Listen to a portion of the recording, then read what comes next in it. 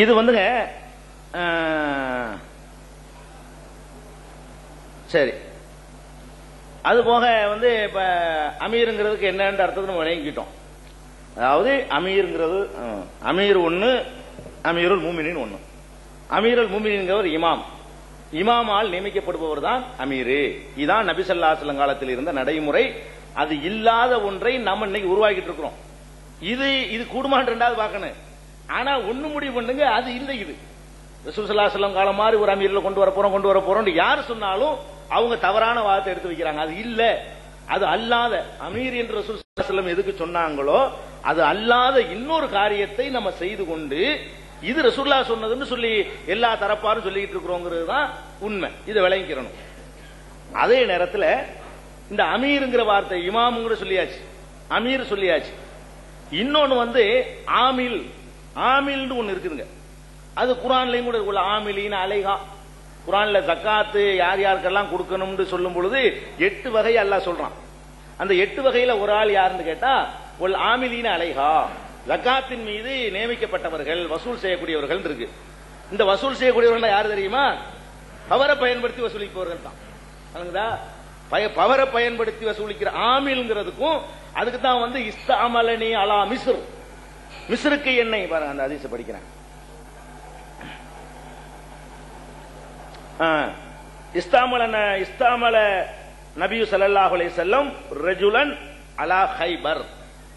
ரசூல் ஸல்லல்லாஹு அலைஹி வஸல்லம் அவர்கள் கைபர் பகுதிக்கு ஒரு மனிதரை ஆமிலாக நியமித்தார்கள். இதே விஷயம் இன்னொரு ஹதீஸ்ல இஸ்தஅமரன்னு வருது. அதாவது அமீரா நியமிச்சாங்க. நல்லா விளங்கிருங்க. இஸ்தஅமல என்று இஸ்தஅமல லாம் ஐன் மீம் லாம் இஸ்தஅமல என்று ஆமிலாக நியமித்தார்கள் என்று ஒரு ஹதீஸ்ல வருது. இதே விஷயம் இஸ்தஅமர அமீரா நியமித்தார்கள் வருது. அப்ப இந்த ஆமில் என்ற வார்த்தையை எடுத்துக்கிட்டாலும் ரசூல் ஸல்லல்லாஹு அலைஹி வஸல்லம் காலத்துல இந்த அமீருக்கு. ஆனா என்னன்னு கேட்டா அவரும் அதிகாரம் இருக்கும், இமாரத்து இருக்கும், ஒரு அளவுக்கு, ஒரு விஷயத்துக்கு மட்டும். எதுக்கு? ஜக்காத்தை கம்பல்சரியாக போய் எல்லாம் கொண்டா நிப்பாட்டு சொத்தெல்லாம் கொண்டா வை 2.5% எண்ணி வையின்னு சொல்லி வலியுறுத்தி கம்பல் பண்ணி வாங்கிட்டு வரக்கூடிய இமாரத்து அவர்கிட்ட இருக்கும். அந்த மாதிரி ஆமில்கள் என்றுதான் அதுக்கு பேருங்க. கவர்னர்களுக்கு ஆமில்கள் சொல்லுவாங்க. அது மாதிரி அது இஸ்தஅமல நபி ஸல்லல்லாஹு அலைஹி வஸல்லம் மஹ்மியா அலல் அஹ்மாஸ். மஹ்மியா என்ற ஒருவரை ரசூல் ஸல்லல்லாஹு அலைஹி வஸல்லம் இந்த ஹுமுஸ்னு ஒன்னு இருக்கு, இந்த போர்க்களங்கள்லயே கிடைக்கிறத வந்து பங்கு வச்சு கொடுக்கிற ஒரு டிபார்ட்மெண்ட், அதுக்கு அவரை வந்து அமீரா நியமிச்சாங்க, ஆமிலா நியமிச்சாங்க அப்படிங்கிற மாதிரி ஹதீஸ் எல்லாம் வருது. அது மாதிரி வந்து ரசூல் ஸல்லல்லாஹு அலைஹி வஸல்லம் ஒருத்தரை வந்து சதக்காக்களுக்கு அமீராக ஆமிலாக நியமித்தார்கள். ஆமில்ங்கிற வார்த்தை. இப்ப அமீர் என்பதும் ஆமில் என்பதும் கூட ஒரே அர்த்தத்தில் உள்ள வார்த்தை விளங்கிக்கணும். நீங்க அமீர்ங்கிற வார்த்தையை மட்டும் போய் அங்க தேடிட்டு இருக்க கூடாது. ஹதீசுகள்ல ஆமில் ஐனு அலிஃபு மீமு லாம் ஆமில், ஆமில் என்ற வார்த்தையை நீங்க எடுத்து பார்த்தாலும் அவரும் அதிகாரம் படைத்தவராக இமாமால் நியமிக்கப்பட்டவராகத்தான் இருந்திருக்கிறார் என்பதற்கு ஏராளமான இஸ்தஅமல என்று சொல்லி இண்டெக்ஸ் நீங்க புரட்டி பார்த்தீங்கன்னா எல்லாமே அதிகாரத்துக்கு தான் வந்திருக்கு. எதுக்கு? இன்னொரு இஸ்தஅமல இருக்கு, பயன்படுத்தினாண்டு. அந்த தண்ணீரை பயன்படுத்துவது அப்படி உள்ள இஸ்தஅமல சிலது இருக்கு, அதை நீக்கிருங்க. இந்த அமீருங்கிற பொருள்ல வரக்கூடிய எல்லா இஸ்தஅமலவுமே அந்த பவரோடு உள்ள அதிகாரத்தை தான் என்ன செய்யுது, குறிக்கக்கூடியதா இருக்குது. நூத்துக்கணக்கான வார்த்தைகள் ஹதீஸ்கள்ல இதுக்காக வேண்டி இருக்கு. ஹதீஸ் இண்டெக்ஸ்ல பார்த்தா உங்களுக்கு நிறைய கிடைக்கும். அப்ப இது ஒன்னாச்சு. இது போக இதெல்லாம் நல்லா விளங்கிருங்க. அமீருங்கிறது நம்ம இங்க உள்ள அமீர் இல்ல, என்னுடைய வாதம். எல்லாருமே பொய் சொல்றோம் தான் என்னுடைய கருத்து. எல்லாம் சேர்ந்து நம்ம ஒரு தவறான மாயையில் இருந்துகிட்டு இருக்கோம். இந்த அமீர் கட்டுப்படுதல் என்பதை தங்களுக்கு கீழே ஒரு கூட்டத்தை தக்க வச்சு எல்லாரும் பயன்படுத்திக்கிட்டு இருக்கிறோம். அவங்க என்ன சொன்னாலும் மீறக்கூடாது. சில நேரங்களில் ரொம்ப மோசமாவெல்லாம் அது போய்கிட்டு இருக்கு, அது நமக்கு தெரியுது. எல்லா தரப்புலையுமே என்ன செய்யுது, மோசமா இருக்கு. அமீர் சொல்ல கட்டுப்பட வேண்டியானங்கிற அளவுக்கு அவங்களுடைய சொந்த விஷயங்களுக்கு அவங்களை மற்றதுக்கெல்லாம் பயன்படுத்திட்டு இருக்கிறாங்க. எல்லா தரப்புலையுமே அதுல எந்த மாற்றமும் கிடையாது. இது பொதுவான வாதம். இது போக அமீர் இருக்கிற நேரத்தில் எந்த அதிகாரமும் இல்லாம இப்ப நம்ம அப்படி கூடி உட்கார்ந்துகிட்டு அமீர்னு சொல்றோம்ல, இது மாதிரி ஒன்று ரசூல் ஸல்லல்லாஹு அலைஹி வஸல்லம் காலத்தில் இருந்துச்சான்னா இருந்துச்சு. இது மாதிரி ஒன்று இருந்துச்சு. எப்படி? அந்த அமீர்லாம் அதிகாரம்லாம் இருக்காது. அதிகாரம் இல்லாம ஒரு குழுவுக்கு ஒரு பகுதிக்கு ஒரு லீடர்னு ஒருத்தர் இருப்பாரு. இந்த லீடருடைய வேலை என்ன தெரியுமா? இவர் அந்த மக்களுடைய விவகாரத்தை அமீர்ட்ட முறையிடலாமே தவிர, முறையிட்டு இந்த மாதிரி நடக்குது ஏதாவது செய்யக்கூடாதான்னு கேட்கலாமே தவிர, இவர் போய் அது செய்யக்கூடாது திருட்டணும் அவர்கிட்ட கூட்டி நிப்பாட்டணும் கிடையாது. இது மாதிரியான இந்த சின்ன தலைமை இதுதான் நம்ம சொல்லலாம். இப்ப நான் அதுக்குள்ள வார்த்தையை நான் ரெண்டாவது சொல்றேன், இதைத்தான் சொல்லலாம். இப்படிப்பட்ட ஒரு அதிகாரம் இல்லாத தலைமை ரசூலுல்லாஹ் காலத்தில் இருந்துச்சு. அதுக்கு அமீர் என்ற வார்த்தை கிடையாது. அமீருங்கிறதுல வரவும் மாட்டார். எப்படி? இப்ப ரசூல் ஸல்லல்லாஹு அலைஹி வஸல்லம் மதீனாவுக்கு போறாங்க. போன பிறகு அவங்களோட போனவங்களும் உங்களுக்கு முந்தி பிந்தி வந்தவங்களும் முஹாஜிர்கள், நமக்கு தெரியும். ஹிஜ்ரத் செய்தவர்கள் முஹாஜிர்கள். அதே மதீனாவுல அரவணைத்து உதவி செய்தவங்க இருந்தாங்க, அவங்களுக்கு பேர் அன்சார்கள், நமக்கெல்லாம் தெரியும். இந்த மதீனாவுல மட்டுமில்லாம டோட்டல் இஸ்லாத்து முஸ்லீம் முஸ்லிம்களுக்கெல்லாம் ஆட்சியாளர் ரசூல் ஸல்லல்லாஹு அலைஹி வஸல்லம் தான். இதுவும் நம்ம எல்லாருக்கும் தெரியும். அந்த இடத்துல அன்சார்கள் இருந்தாங்கல்ல, அன்சார்கள் அவர்களுக்கு என்று ஒரு தனி தலைவரை வைத்துக் கொண்டிருந்தார்கள். ரசூல் ஸல்லல்லாஹு அலைஹி வஸல்லம் வஃபாத் ஆகுற வரைக்கும் நல்லா விளங்கிக்கணும்.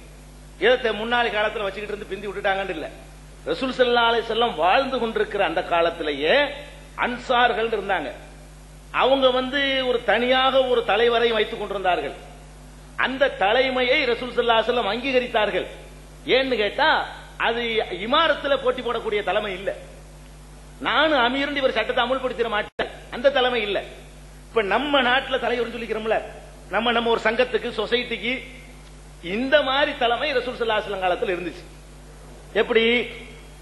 சாத் இப்னு முஆத் ரலியல்லாஹு அன்ஹு இவர் அன்சாரிகளுக்கு தலைவரா இருந்தார். அவரு குதிரை ஏறி வர்றாரு. அதாவது கைபர்ல போய் அந்த மக்கள்கிட்ட ஒரு அக்ரிமெண்ட் பண்ணிட்டு அவர் வர்றாரு. ரசூலுல்லாஹ்வால் அனுப்பப்பட்டவர் தான் அவர் வர்றாரு. ரசூல் ஸல்லல்லாஹு அலைஹி வஸல்லம் இருக்காங்க, குதிரையில ஏறி வர்றாரு. குதிரைன்ற வாகனத்துல, குதிரை ஒட்டகமும் வர்றாரு. வந்தவுடன் ரசூல் ஸல்லல்லாஹு அலைஹி வஸல்லம் அன்சாரிகளை எல்லாம் பாக்குறாங்க. காலலில் அன்சார், அன்சார்களிடத்தில் சொன்னார்கள், கூமு இலா சய்யிதிக்கும், உங்கள் செய்யுதுக்கு வரவேற்க போங்கப்பா. செய்யுதுனா தலைவர், உங்களுடைய செய்யுதை நீங்கள் வரவேற்க போங்கள். செய்யுதுனா என்ன? செய்யுதுனா தலைவர் எல்லாருக்கும் தெரியும். இந்த செய்யுதுங்கிறவருக்கு சும்மா தலைமைன்னு இருக்குமே, கௌரவ தலைமை இருக்குமே தவிர இவர் எந்த ஒரு பவருக்கும் போட்டி போட முடியாது. அப்ப அவர்கள் ஒரு குழுவாக இருந்ததையும் ரசூல் அங்கீகரிக்கிறாங்க, அவர்களுக்கு ஒரு தலைவர் இருந்ததையும் அங்கீகரிக்கிறாங்க. அதே நேரத்தில் அமீராக அவங்க தான் இருந்துகிட்டு இருக்கிறாங்க. இது ஹதீஸ்ல கூமு இலா சய்யிதிக்கும், உங்கள் செய்யுதிடத்தில் நீங்கள் எல்லாம் என்ன செய்யுங்க, வரவேற்க போங்க. செய்து வந்திருக்காருலப்பா. அதுவும் யார்கிட்ட டோட்டலா சொன்னாங்க, நல்லா கவனிக்கணும். டோட்டலா சொன்னாங்கன்னா ஒரு ஃபார்மாலிட்டிலாம். கால லில் அன்சார், நல்லா கவனிக்கணும். அதாவது அங்க முஹாஜிர் அன்சார் எல்லாருமே இருக்கிறாங்க. ரசூல் ஸல்லல்லாஹு அலைஹி வஸல்லம் யாரை பார்த்து சொல்றாங்க? கால லில் அன்சார், அன்சார்களை பார்த்து சொல்றார்கள், கூமு இலா சய்யிதிக்கும்.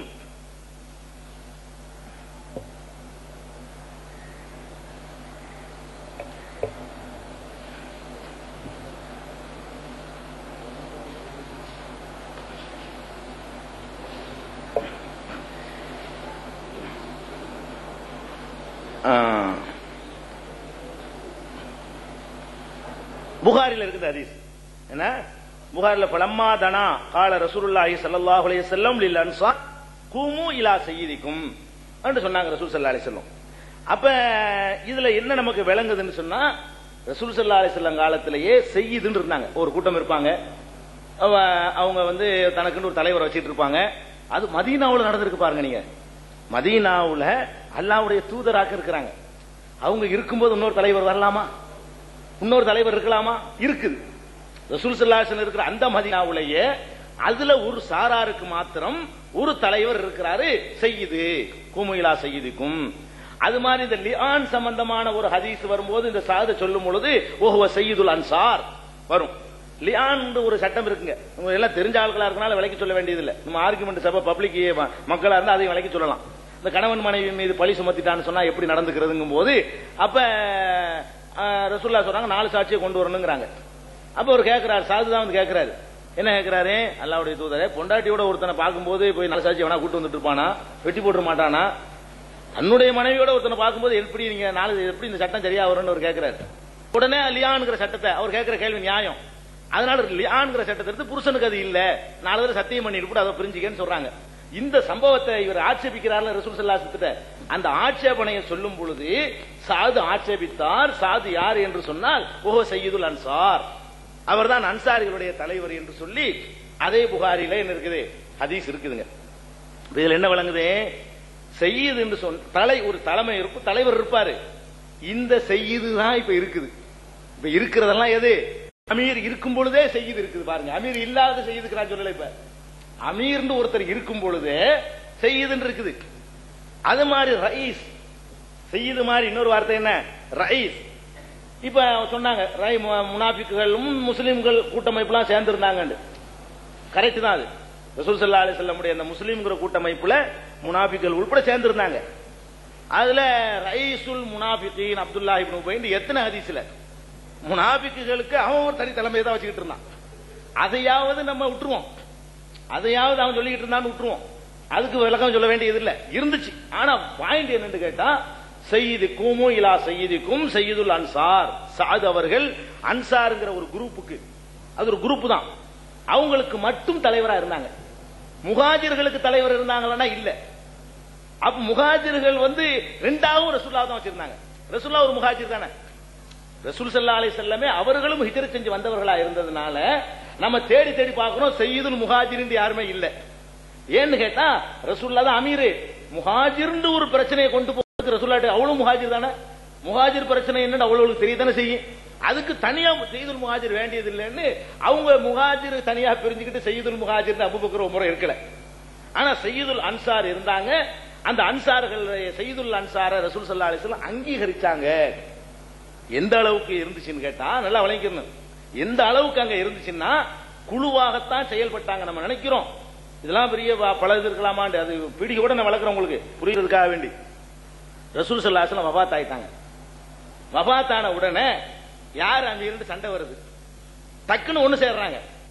ஒரு குழுவாகவே அவங்க செயல்பட்டு இருந்த காரணத்தினால ஒரு தலைமையின் கீழ அதுக்கு ஒரு ஜமாத் தலைவர் சொல்றோம்லங்க, பஞ்சாயத்து தலைவர் சொல்றோம், அந்த மாதிரி தான். அந்த மாதிரி ஒரு தலைவர் அவங்களுக்கு இருந்ததுனால டக்குன்னு 2 டீமா பிரியுது. அந்த டீமா திடீர்னு உணர்ச்சி வசப்பட்டு பிரிஞ்சிடல, இருந்துகிட்டே இருந்துச்சு. அது அதாவது சையது அன்சார், அன்சார்களுக்குன்னு சில பிரச்சனை இருக்கும், முஹாஜிர்களுக்குன்னு சில பிரச்சனை இருக்கும். அன்சார்கள் பிரச்சனையை பத்தி பேசி விளக்கம் பெறுவதற்காக ரசூல் ஸல்லல்லாஹு அலைஹி வஸல்லம் அவங்கள்ட்ட போய் அவங்க சொல்லுவாங்க. அந்த மாதிரி விஷயம் ரசூலுல்லாஹ்வோட தொடர்பு வச்சுக்கிறதுக்கு, அவங்களோட விவகாரத்தை சொல்வதற்கு என்று அது சையதுங்கிற தலைமைத்துவத்தை ரசூல் ஸல்லல்லாஹு அலைஹி வஸல்லம் கொடுத்து வச்சிருந்தாங்க. அப்ப இந்த சையதுல் அன்சார் தலைமையின் கீழே ஒன்றுபட்டதுனாலதான் ரசூலுல்லாஹ் மூத்தா போன உடனே யார் அமீர்னு சண்டை வருது. உடனே என்ன செய்யறாங்கன்னா எங்களுக்கு தான் இமாரத்து வேணும் அவங்க சொல்றாங்க. யாரு அன்சார்கள் என்ன செய்யறாங்க, எங்களுக்கு தான் வேணும். முஹாஜிர்கள் சொல்றாங்க, முஹாஜிர்கள்னா சாதாரண ஆளு சொல்லலங்க, அபூபக்கர் சித்திக் ரலியல்லாஹு அன்ஹு சொல்றாங்க நஹ்னுல் உமரா வ அன்துமுல் உஸராங்கறாங்க. புகாரில இருக்கு ஹதீஸ். அமீருங்கிறதெல்லாம் நாங்க தான் இருக்க முடியும், முஹாஜிர் தான் இருக்க முடியும். நீங்க மந்திரியா தான் இருக்க முடியும், உஸரா வசீரா தான் நீங்க. யார் சொல்றா, சாதாரணமான ஆளு சொல்லல. யாருடைய ஈமானை ஒரு தட்டிலும் உலக மக்களுடைய ஈமானை இன்னொரு தட்டிலையும் வச்சா கூடி போயிரும் சொன்னாங்களோ அந்த அபூபக்கர் சித்திக் ரலியல்லாஹு அன்ஹு சொல்றாங்க நஹ்னுல் உமரா வ அன்துமுல் உஸரா.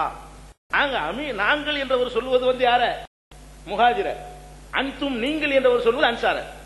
அப்ப நஹ்னுல் உமரா அமீர்கள்லாம் இங்கதான் இருக்கணும். வசீர் எங்களுக்கு சொல்லக்கூடியவராக வேண்டாம், நீங்க என்ன செய்யுங்க வசீர்களாக இருந்து கொள்ளுங்கள். நீங்க சொல்லுங்க நம்ம செயல்படுத்துவோம். அமீர் பவர் நாங்க தான் அமீரா இருக்கணும் உமரடிலான்னு சொல்றாங்க. அப்போ ஒரு அன்சாரி சொல்றாரு, எத்தனையோ விஷயங்கள்ல ரசூல் ஸல்லல்லாஹு அலைஹி வஸல்லம் 2 சாராரையும் ஒரு ஏற்படுத்துறதுக்காக வேண்டி ஒரு பொறுப்புக்கு அமீர ஒரு டைம்ல 2 அமீருக்கு ஆதாரம் சொல்றோம். அவர் சொல்றாரு, ஒரு அன்சாரி சொல்றாரு, ரசூல் ஸல்லல்லாஹு அலைஹி வஸல்லம் அவங்கள்ட்ட சொல்றாரு, மக்கா அந்த சபையில சொல்றாரு, முஹாஜிர்களை பார்த்து சொல்றாரு, முஹாஜிர்களே ஒரு முஹாஜிர் ஒரு இடத்துல ரசூலுல்லாஹ் அமீரா நியமித்தார், எங்கள்ல ஒரு ஆளை சேர்த்து நியமிச்சிருக்காங்க. அப்படி நடந்திருக்க ஒரு காரியத்துக்கு 2 பேரும் நியமிச்சிருக்காங்க. அவங்களுக்குள்ள ஒரு கசப்பு வந்துடக்கூடாதுங்கிறதுக்காக வேண்டி நீங்க 2 பேரும் சேர்ந்து இதுக்கு அமீரா இருக்கேன்னு சொல்லி நியமிச்சிருக்காங்க ரசூல் ஸல்லல்லாஹு அலைஹி வஸல்லம். அதை அவர் சுட்டிக்காட்டி அதே மாதிரி ஏன் நாம் மின்னா அமீரும் மின்கும் அமீர், எங்களுக்கு ஒரு அமீர் உங்களுக்கு அமீரியா வச்சுக்கிற கூடாது. சின்ன சின்ன விஷயத்துக்கு ரசூல்லா பண்ணிருக்கிறாங்கல்ல, விஷயத்துக்கு அப்படி 2ஆ ஆக்கிக்கிறோமே அப்படின்னு கேட்கிறாரு ஒருத்தர். இதுக்கு இதை சொல்றேன்னு கேட்டா இந்த மாதிரியான ஒரு அமைப்பும் ரசூல் ஸல்லல்லாஹு அலைஹி வஸல்லம் காலத்துல இருந்துச்சு. அதாவது முஹாஜிர் அன்சார் அவுசு ஹஸ்ரஜ் தலைமை அவங்களுக்குள்ள உள்ளது. இதுக்கு பவர் அதான் நம்ம இருக்கிற மாதிரி ஜாக்கு மாதிரி, ஜமாத் இஸ்லாமி மாதிரி, தப்லீக் மாதிரி, ஜமாத்துல் முஸ்லிமின் மாதிரி, இப்படி என்னென்ன இருக்குதோ எல்லாத்தையும் சேர்த்துக்கிறங்க. டிஎம்எம்கே மாதிரி, முஸ்லீம் லீக் மாதிரி, தேசிய லீக் மாதிரி, இதுக்கெல்லாம் தலைவர் இருக்காங்கல்ல. இவங்க என்ன செய்ய முடியும்? உங்களுக்கு ஒன்றும் செய்ய முடியாது, எதுவுமே செய்ய முடியாது. ஏதோ இந்த நாட்டில் என்ன செய்ய முடியுமோ கேட்டு கெஞ்சி வாங்கி தரலாம். அப்ப ரசூலுல்லாஹ்ட்ட போய் அந்த சையதுகள் போய் கேட்ட மாதிரி இவங்க போய் கேட்டுக்கிட்டு வாங்கி தரலாம். இதைத்தான் இவங்களால செய்ய முடியுமே தவிர ஒரு ஆட்சியாளர் செய்யற எந்த காரியத்தையும் செய்ய முடியாது. ஒரு ஆட்சியாளர் என்று ஒண்ணுமே செய்ய முடியாதுன்னு சொல்ல வரல. ஒரு ஆட்சியாளர் செய்யற எந்த காரியத்தையும் இவங்களால இங்க இல்ல யாராலையும் செய்ய முடியாது. இதே மாதிரி ரசூல் ஸல்லல்லாஹு அலைஹி வஸல்லம் காலத்துல அன்சார் இருந்தாங்க, அன்சார்களுக்கு சையீத் இருந்தாங்க, முனாபிக்கு ரைஸ் இருந்தாங்க. அது மாதிரி ஹஸ்ரஜுக்கு அவங்க வந்த பிறகு கூட அவங்களுக்கு ரைஸ் இருந்தாரு. இஸ்லாத்துக்கு வந்த பிறகு கூட தலைவர் ஒருத்தர் இருந்தார். இந்த மாதிரி ரசூல் ஸல்லல்லாஹு அலைஹி வஸல்லம் காலத்துல இருந்ததனுடைய பிரதிபலிப்பு தான் கடைசி ரசூலுல்லாஹ் மௌத்தான பிறகு கூட எதிரொலிச்சிச்சு. அதை தீர்த்து கொண்ட விதம் எப்படி வேற மாதிரி தீர்த்துக்கிட்டாங்க. இப்படிலாம் நம்ம சர்ச்சை பண்ண வேணாம். அதான் இருந்தாங்க, அதுக்காக அடிச்சுக்கிற கூடாதுங்கிறத ஒரு காம்ப்ரமைஸுக்கு எல்லாரும் வந்தாங்க. வாஸ்தவம் தான். நம்ம ரசூல் ஸல்லல்லாஹு அலைஹி வஸல்லம் பார்ப்போம், முஹாஜிர் அன்சாரி அங்கீகரிச்சிருந்தாங்க, முஹாஜிருக்கு தனித்தலைமை அங்கீகரிச்சிருந்தாங்க. ஆனாலும் தனக்கு அடுத்து ரசூல் ஸல்லல்லாஹு அலைஹி வஸல்லம் அபூபக்கர் தானே நியமிச்சாங்க. நம்ம தொழுகையில மற்ற விஷயங்கள்ல நானும் அபூபக்கரும் தான் ரசூலுல்லாஹ் சொல்லுவாங்க எதுக்கு எடுத்தாலும். அப்ப ரலியஹு ஸல்லல்லாஹு அலைஹி வஸல்லம் லிதீனினா அஃபலா நர்லாஹு லிதுன்யானா, நம்முடைய தீன தொழுகை இருக்க அதுக்கு அதனுடைய தலைமைக்கே ரசூல் ஸல்லல்லாஹு அலைஹி வஸல்லம் அபூபக்கரை திருப்தி கொண்டிருக்கும் பொழுது இந்த துன்யாவுடைய தலைமைக்கு நம்ம அவரை திருப்திப்படக்கூடாதா அப்படின்னு சொல்லும் பொழுது அன்சாரி என்பதற்காக வலியுறுத்தினாங்கல்ல அசபியத். அன்சார்களாக இருப்பதுக்கு பேர் அசபியத் இல்ல. அசபியத்னா இயக்கவெறிங்கிறது அன்சாரா இருப்பதுல இருக்கக்கூடாது இருப்பாங்க. உனக்கு ஒரு தலைவர் வச்சுட்டு இருக்குன்னு கேட்டிருப்பாங்க. அன்சாரா இருப்பதுக்கு பேரு அசபியத் இல்ல. அன்சார்னால அன்சாருக்கு பேசுறது, முஹாஜிர்னால முஹாஜிருக்காக பேசுறது, நியாய அநியாயங்களை தனியாதிக்கு வச்சிருது. அது கண்டிக்கத்தக்கது. அதை விளங்கிட்டாங்க. அதை விளங்கிட்டு நம்ம ரசூலுல்லாஹ் யாரை செஞ்சாங்களோ அவரே இருக்கட்டும். அது முடிவு ரிசல்ட். அது அதே மாதிரி ஒரு கட்டத்தில் ராத்து சுலாசில்ங்கிற போர்க்களத்தில் போயிருக்கும் பொழுது முஹாஜிருக்கும் அன்சாரிக்கும் சண்டை வந்துருச்சு. ஒருத்தர் முஹாஜிர், ஒருத்தர் அன்சார். ரசூல் ஸல்லல்லாஹு அலைஹி வஸல்லம் இருக்கிறாங்க. அதான் வேடிக்கை இல்ல, வரல சிந்தி கேள்விப்படுறாங்க. அப்ப சண்டை வந்த உடனே முஹாஜிர் அன்சாரி அடிச்சு விட்டாரு. அடிச்ச உடனே முஹாஜிர் அன்சாரி அடிச்சாருன்னா பார்க்க கூடாது. முஹாஜிர் அன்சாரி அடிச்சு விட்டாரு. உடனே காலல் முஹாஜிரூன யா முஹாஜிரு யாலல் முன் காலல் அன்சாரு யாலல் அன்சார். எப்படி அங்க நடக்க தெரியுமா? முஹாஜிர் செய்யறாரு, முஹாஜிர்களே அங்க அடிக்கிறாங்க கத்துறாரு. இது அன்சாரிகாரர் இருக்க அடி வாங்கினவரு. நீ மக்களை எல்லாத்தையும் கூப்பிடணும் நியாயம் கேட்டு அன்சாரிகளே எனக்கு துணைக்கு வாங்குங்கிறாரு. ரசூலுல்லாஹ் காலத்துல நடக்குது. அப்படி சொல்ற வாதத்தை ரசூல் ஸல்லல்லாஹு அலைஹி வஸல்லம் சொல்லும் பொழுதுதான் தஅவல் ஜாஹிலியாண்டாங்க. அதை கண்டிக்கிறாங்க. தஅவல் ஜாஹிலியா அறியாமை காலத்து தாவா இது. அதாவது அன்சாரிக்குன்னே பேசுறது, முஹாஜிருக்குன்னே பேசுறது. முஹாஜிரா இருங்க, அன்சாரா இருங்க, அது வேற. இப்படி ஒரு அடிச்சுட்டாங்கிறதுக்காக வேண்டிய முஹாஜிர்களே வாங்க, அன்சாரிகளை வாங்க, ஆளாளு அவங்கவுங்க இனத்தை கூப்பிட்டா இது ரசூல் ஸல்லல்லாஹு அலைஹி வஸல்லம் கண்டிச்சு என்ன செஞ்சாங்க?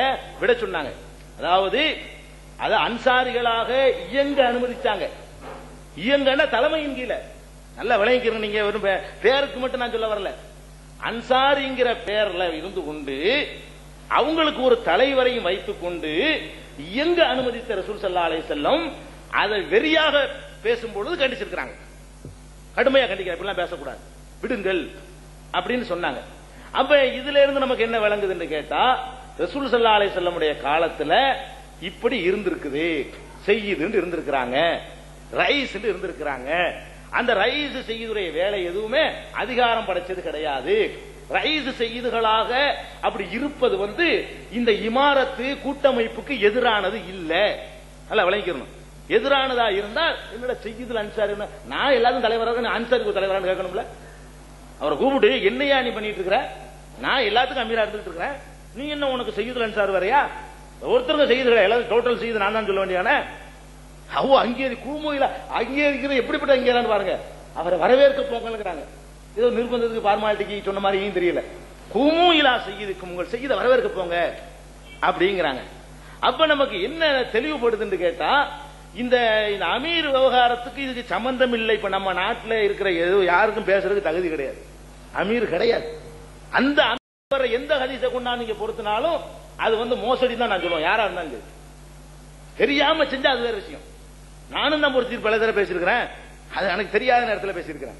அமீருங்கிறதுக்கும் சையீது ரயீஸ் என்பதற்கும் ஆமில் என்பதற்கும் அமீருல் மூமின் என்பதற்கும் இமாம் என்பதற்கும் உள்ள வேறுபாடுகளை தெளிவான முறையில் விளங்கிட்டோம்னு சொன்னா நமக்கு ஒரு விஷயம் உண்மை என்ன புலப்படுதுன்னு கேட்டா, ரசூல் ஸல்லல்லாஹு அலைஹி வஸல்லம் விரும்பியது ஒரு இமாம் உருவாக வேண்டும், அந்த இமாமால் பல அமீர்கள் நியமிக்கப்பட வேண்டும். அதுக்கு முயற்சிச்சுட்டு இருப்போம்.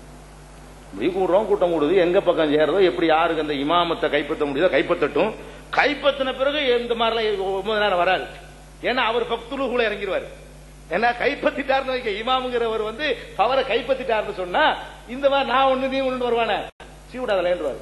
ஏன்னா ஒரு அமைப்பு நான் ஒரு பவர் உண்டாகி விட்ட பிறகு நீ ஒரு பகுதிக்கு நீ ஒரு பகுதிக்கா தொலைச்சு போடுவேன், நான் சொல்றாள் தான் இருக்கணும்ன்றவாரு. அப்ப அப்படி இருந்தா இதெல்லாம் இருக்காது. நீங்க நல்லா ஒண்ணு வரணும்னு நினைக்கிறவன் எப்போ ஒண்ணு வரும்னு யோசிச்சு பாருங்க. அதுக்கு தான் அவன் தப்பு இருந்தாலும் விட்டுருக்காங்க. ரசூல் ஸல்லல்லாஹு அலைஹி வஸல்லம் அந்த கூட்டமைப்பை பவரோட அதிகாரத்தோட உள்ள கூட்டமைப்பை விரும்பினதுனாலதான் தப்பு இருக்கு. மனுஷன் தானே, எவன் தப்பு இல்லாதவன். உங்க அமீர்கிட்ட தப்பு தவறுமா கண்டா பரவாயில்ல, பொறுத்துக்க, அதுக்காக வேண்டி ஒண்ணு பண்ணிடாத. கிளர்ச்சி பண்ண வெட்டு, ஆட்சிக்கு எதிராக புரட்சி. ஹாரிஜியாக்கள் கொல்லப்பட்டது அதுக்கு தான். அலி ரலியல்லாஹு அன்ஹு ஹாரிஜியாக்களை ஏத்து போர் செஞ்சாங்களே, இந்த ஹதீஸை வச்சு தான் போர் செஞ்சாங்க. இதான் சொன்னாங்க. எதை உங்கள ஒரு இமாரத்து இருக்கும் பொழுது இன்னொருத்தன் போட்டிக்கு வந்தா அவன் என்ன சொன்னான், இன்னும் ஹுக்ம் இல்லான்ட்டான். அவனும் ஆயத்தை தான் சொன்னான். அவன் என்ன சொல்றான், அலி இமாரத்தா இருக்காருல, அவன் என்ன ஹாரிஜியான்னு ஒரு கூட்டம், புரட்சி, ஹாரிஜினாலே புரட்சி, ஹரஜேன்னு அர்த்தம், வெளியேறியவன், புரட்சியான. அவன் என்ன சொன்னான் தெரியுமா, இனில் ஹுக்ம் இல்லா, ஹுக்கும் அதிகாரம் அல்லாஹ்வுக்கு தான் உரியதுன்ட்டான், அலிக்கு இல்லையா. எவ்வளவு இருக்குத்தானு பாருங்க. அது சரியான ஆயத்து தவறா பயன்படுத்தப்படுது. ஹுக்கும் அல்லாஹ்வுக்கு தான். அப்ப அல்லாஹ் ஆட்சி பண்ணணுமா? ஹுக்கும் அல்லாஹ்வுக்கு தான். அதுக்கு என்ன அர்த்தம், குர்ஆன் அடிப்படையில் நம்ம ஆட்சி செய்யணும்னு அர்த்தம். இவன் எப்படி திருப்புறான், அல்லாஹ் தானே ஹுக்கும்னு அல்லாஹ் சொல்றான், இவர் என்ன அலி ஹாக்கிமா எப்படி இருக்கிறது, உங்களை நான் வேற மாதிரி பாக்குறாங்க. நீட்டு இருக்கு. இவர் எப்படி அலி எப்படி அமீரா இருக்கிறது முடியாது, அல்லாஹ் அமீர். இப்படி ஒரு கூட்டம் இருந்துச்சு. அப்பதான் என்ன செஞ்சாங்க, அலி ரலியல்லாஹு அடிச்சு நொறுக்குண்டாங்க, போர் செஞ்சாங்க ஹாரிஜாக்களுக்கு எதிராக. பல பேர் கொல்லப்பட்டாங்க. எதுக்காக வேண்டி, இந்த மாதிரி இமாரத்து இருக்கும்போது போட்டியா அவங்க ஒண்ணு உண்டாக்கும் பொழுது நல்லா விளங்கிக்கணும். அப்ப நான் ஆரம்பத்தில் சொன்ன எல்லாத்தையும் நீங்க தொகுத்து பார்த்தீர்கள் என்று சொன்னால் என்ன நமக்கு சாராம்சம் விளங்குது, இந்த குழுக்களாக செயல்படுவதை அல்லாஹ்வுடைய தூதர், நம்ம செயல்படுவது குழுதான், நல்லா விளங்கிக்கிறங்க. நம்ம செயல்படுற எந்த ஜமாத்து செயல்பாடா இருந்தாலும் சரி, இது இமாரத்து கிடையாது, ரசூலுல்லாஹ் உருவாக்குனது இல்ல, இதெல்லாம் குழுதான். குழுங்கிறத நீங்க இதை விளங்குனா தான் அடுத்த டாபிக் எல்லாம் உங்களுக்கு ஈஸியா புரியும். இதுல உள்ள ஆட்சேபனைகளை அவங்க சொல்லி தெளிவுபடுத்தின பிறகுதான் அடுத்து இந்த சம்மாக்கும் முஸ்லிம்களுக்கு விளக்கம் நான் சொல்றேன், எல்லாத்துக்கும் சொல்றேன், சம்மாக்கும் எல்லாத்துக்கும் சொல்றேன். எது உண்மையை அதை ஏத்துக்கிற அடிப்படையில் நம்ம பேசுவோம். அதனால இப்ப நம்ம சுருக்கி நான் என்னுடைய வாதத்தை நான் சொல்ல வேண்டியது என்னன்னு கேட்டா, ரசூல் ஸல்லல்லாஹு அலைஹி வஸல்லம் காலத்தில் இருந்த மாதிரி அவங்க உருவாக்கின ஜமாத், இந்த வாசத்தை பயன்படுத்துறோம், அதை நம்ம எல்லாம் உருவாக்கி ஒன்று சேரணும். ஒவ்வொருத்தரும் இதுதான் சொல்றாங்க, ஒவ்வொருத்தரும் ஜாக்கிரதான் சொல்லுது, நம்ம ரசூலுல்லாஹ் மாதிரி உண்டாக்கி அப்படிங்கணும். அது மாதிரி தப்லீக் எடுத்தா ரசூலுல்லாஹ் கால இலியாஸ் தான் சொன்னார், இலியாஸ் மௌலானா சொன்னது அதான், ரசூலுல்லாஹ் காலத்துல இருந்த மாதிரி நான் உண்டாக்கி போனேன் அப்படிதான் அவர் சொன்னார். அதைத்தான் அவங்களும் சொல்றாங்க, எல்லாரும் தான் சொல்றாங்க. குல்லு ஹிஸ்பின் பிமா லதைஹிம் ஃபரிஹுன், ஒவ்வொரு ஹிஸ்பும் இயக்கமும் கூட்டமும் தங்களிடத்தில் உள்ளதை கொண்டு பூரித்து மகிழ்ச்சி அடைந்து கொள்கிறார், நம்ம தான் கரெக்ட். அது மாதிரி ஜமாத்துல் முஸ்லிமீன் அவங்க என்ன செய்வாங்க, இதுதான் ரசூலுல்லாஹ் உண்டாக்குன ஜமாத், இப்படி தான் இருக்கணும், எதுவும் கிடையாது, எல்லாம் பொய். யாரும் இங்க இமாம் கிடையாது, யார் அமீர் கிடையாது, எல்லாம் செய்யுதுங்கிற குழு தலைவராக, அதிகாரமற்ற குழு தலைவராக இருக்கிறோம். இந்த குழு தலைவராக இருப்பதை அல்லாஹ்வுடைய தூதர் அங்கீகரிச்சிருக்கிறாங்க, அரவணைச்சிருக்கிறாங்க. அது மூத்தாவுற வரைக்கும் இருந்துச்சு, மௌத்துக்கு பிறகும் இருந்துச்சு. மௌத்துக்கு பிறகு இருந்ததுக்கு என்ன, கத்தல்தும் சாதன் சொன்னாங்க. அபூபக்கர் கலீஃபான உடனே கத்தல்தும் சாதன், சாதுக்கு மூக்க உடைச்சு விட்டீங்களே, சரியான அடி கொடுத்துட்டீங்களேன்னு பேசுற அளவுக்கு. அதாவது சாது அன்சாரி தலைவர், அபூபக்கர் முஹாஜிர் தலைவர், அவர் அமீர் ஆகிக்கிட்டாரு. இப்ப எல்லாரும் பைய செஞ்சுட்டாங்க, மூக்குடைப்பு யாருக்கு, சாதுக்கு. அப்ப அங்க மக்கள் எல்லாம் என்ன பேசுறாங்கன்னா, கத்தல்தும் சாதன் புகார்ல இருக்கு, சாதத்தை கொண்டு விட்டீங்களே, ஆளு உசுரோட தான் இருக்கிறாரு. அப்ப சாதத்தை இப்படி பேசுற அளவுக்கு இருந்துச்சுங்க. இது எதுக்கு சொல்றேன்னு கேட்டா, அது கடைசி வரைக்கும் அவங்க ஒரு குழுவாக தலைமையாக அப்படிதான் இருந்துட்டு இருந்தாங்க, தவறு இல்லாம. இதை அல்லாஹ்வுடைய தூதர் அங்கீகரிச்சிருக்கிறாங்க, அனுமதிச்சிருக்கிறாங்க என்ற அடிப்படையை மாத்திரம் இந்த அமர்வுல இதுக்கு ஒரு தெளிவு வரணும். அமீர்னா என்னங்கிற தெளிவுபடுத்திட்டோம்னா, செய்யுதுண்டா என்ன, அதுல மாற்று கருத்து இருக்குதா, அது நம்ம இல்ல இதான் இந்த அமீர் தான் ரசூலுல்லாஹ் சொன்னாங்க என்பதற்கு ஆதாரம் இருக்குதா, இதுகளை எல்லாம் நீங்க சொன்னீங்கன்னா அடுத்து இதுக்கு தெளிவா இதுக்கே வந்து வேற எந்த பிரச்சனையும் பேச வேணாம், எதுக்கு விளக்கம் கொடுக்க வேணாம். தாமுக அதெல்லாம் சொன்னாங்க, அது கூட நான் ஒன்றும் சொல்ல விரும்பல. பாயிண்ட் மட்டுமே இன்னைக்கு என்ன செய்வோம், நம்ம பேசுவோம் என்று கூறிக்கொண்டு இந்த டைம் போதும் என்று முடித்துக் கொள்ளும். 20 நிமிஷம் கூட எடுத்துருக்கேன் இல்லையா? அஸ்ஸலாமு அலைக்கும்.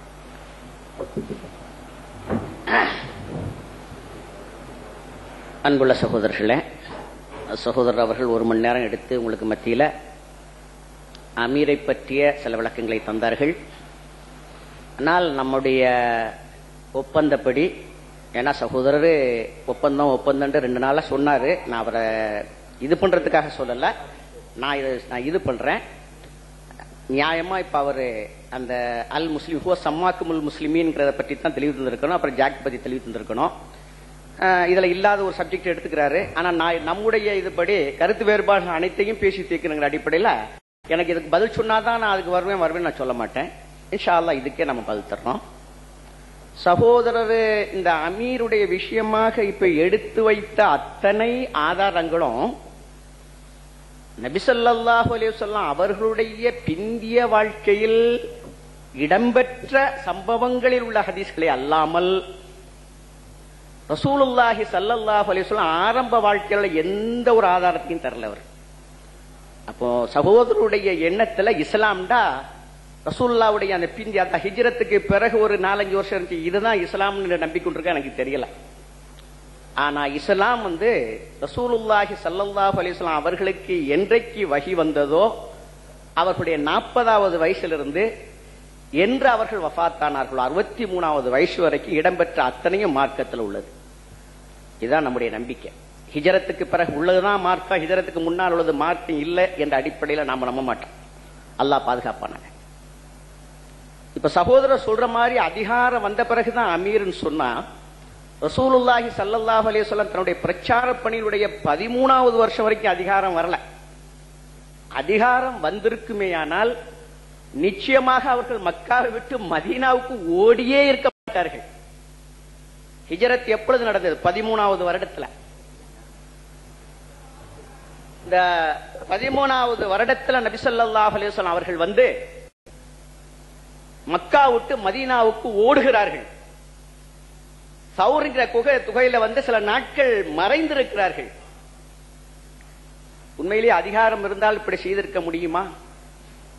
அப்ப அந்த காலகட்டங்களில் ரசூலுல்லாஹ் அவங்களுக்கு அமீரா இருந்தாங்கன்னு சொல்றாங்களா, அல்லது வேற எந்த பேர்ல சொல்லட்டும், அதை கூட நான் கவலைப்படல. அவர் அமீருங்கட்டும், அல்ல அவர் சொன்ன மாதிரி வசீருங்கட்டும், அல்லது அவர் சொன்ன மாதிரி சையீதுன்னு சொல்லட்டும், இது எனக்கு சர்ச்சைக்குரிய விஷயமே அல்ல.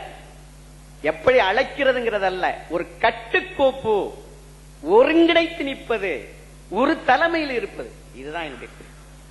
நீங்க அவர் அமீர்னு சொல்லுங்க, சையீதுன்னு சொல்லுங்க, தலைவர்னு சொல்லுங்க, இல்ல உங்களுக்கு இஷ்டப்பட்ட ஏதாவது ஒரு பேர்ல சொல்லுங்க.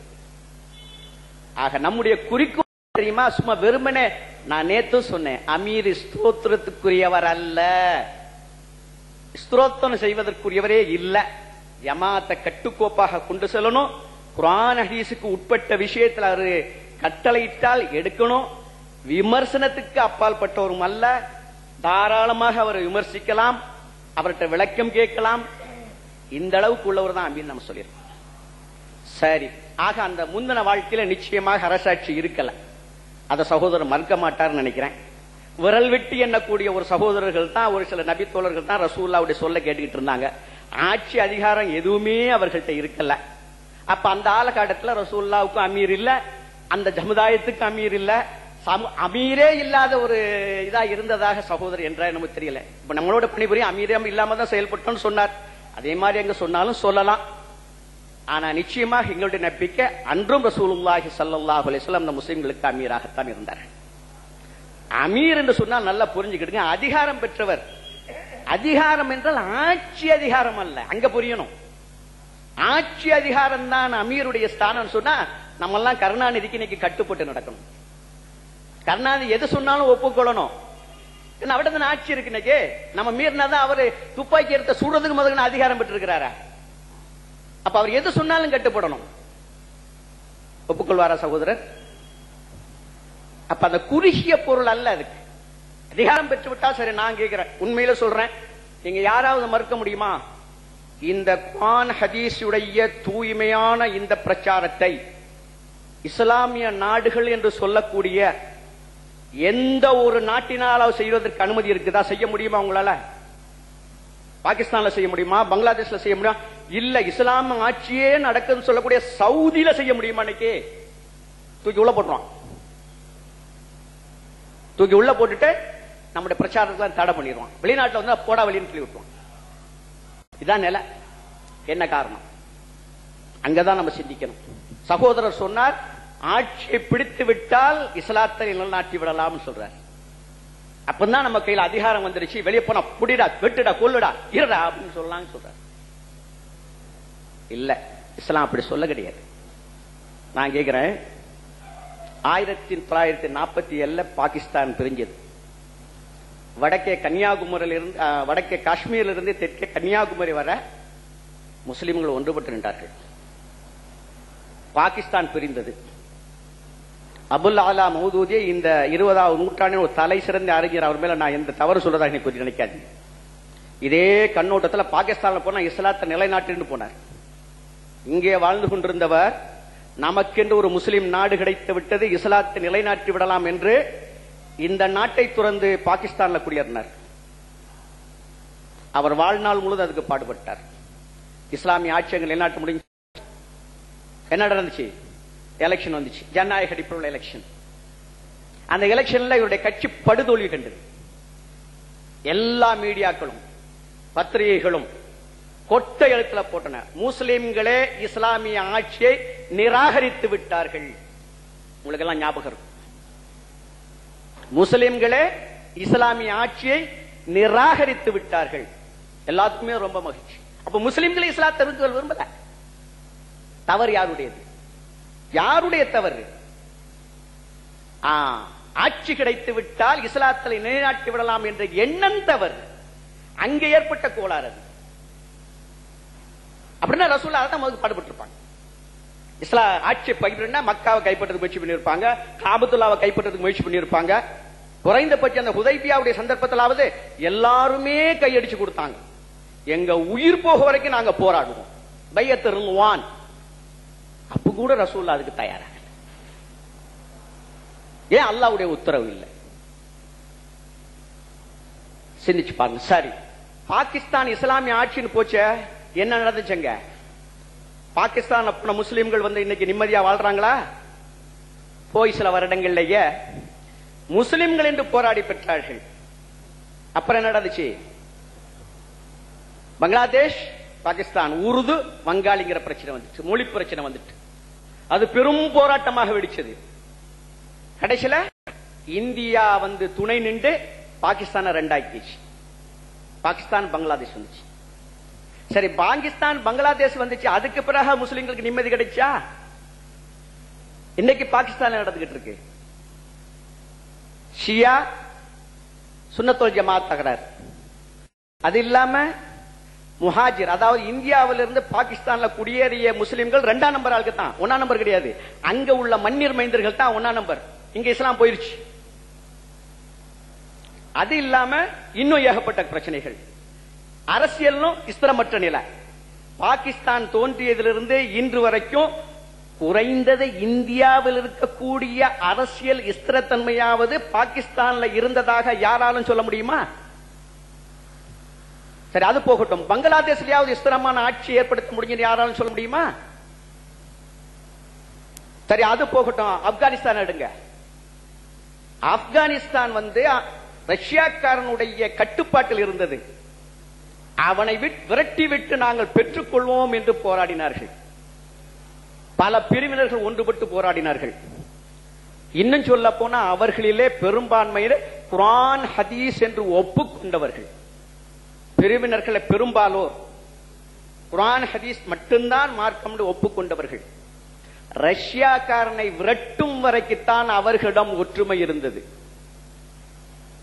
என்று ரஷ்யாக்காரன் அங்கே இருந்து போய் ஆட்சிகளுக்கு வந்து அடுத்தாப்புல நடந்துச்சு. யார் யாரை வெட்டிக்கிட்டு இருக்கா இப்பங்க?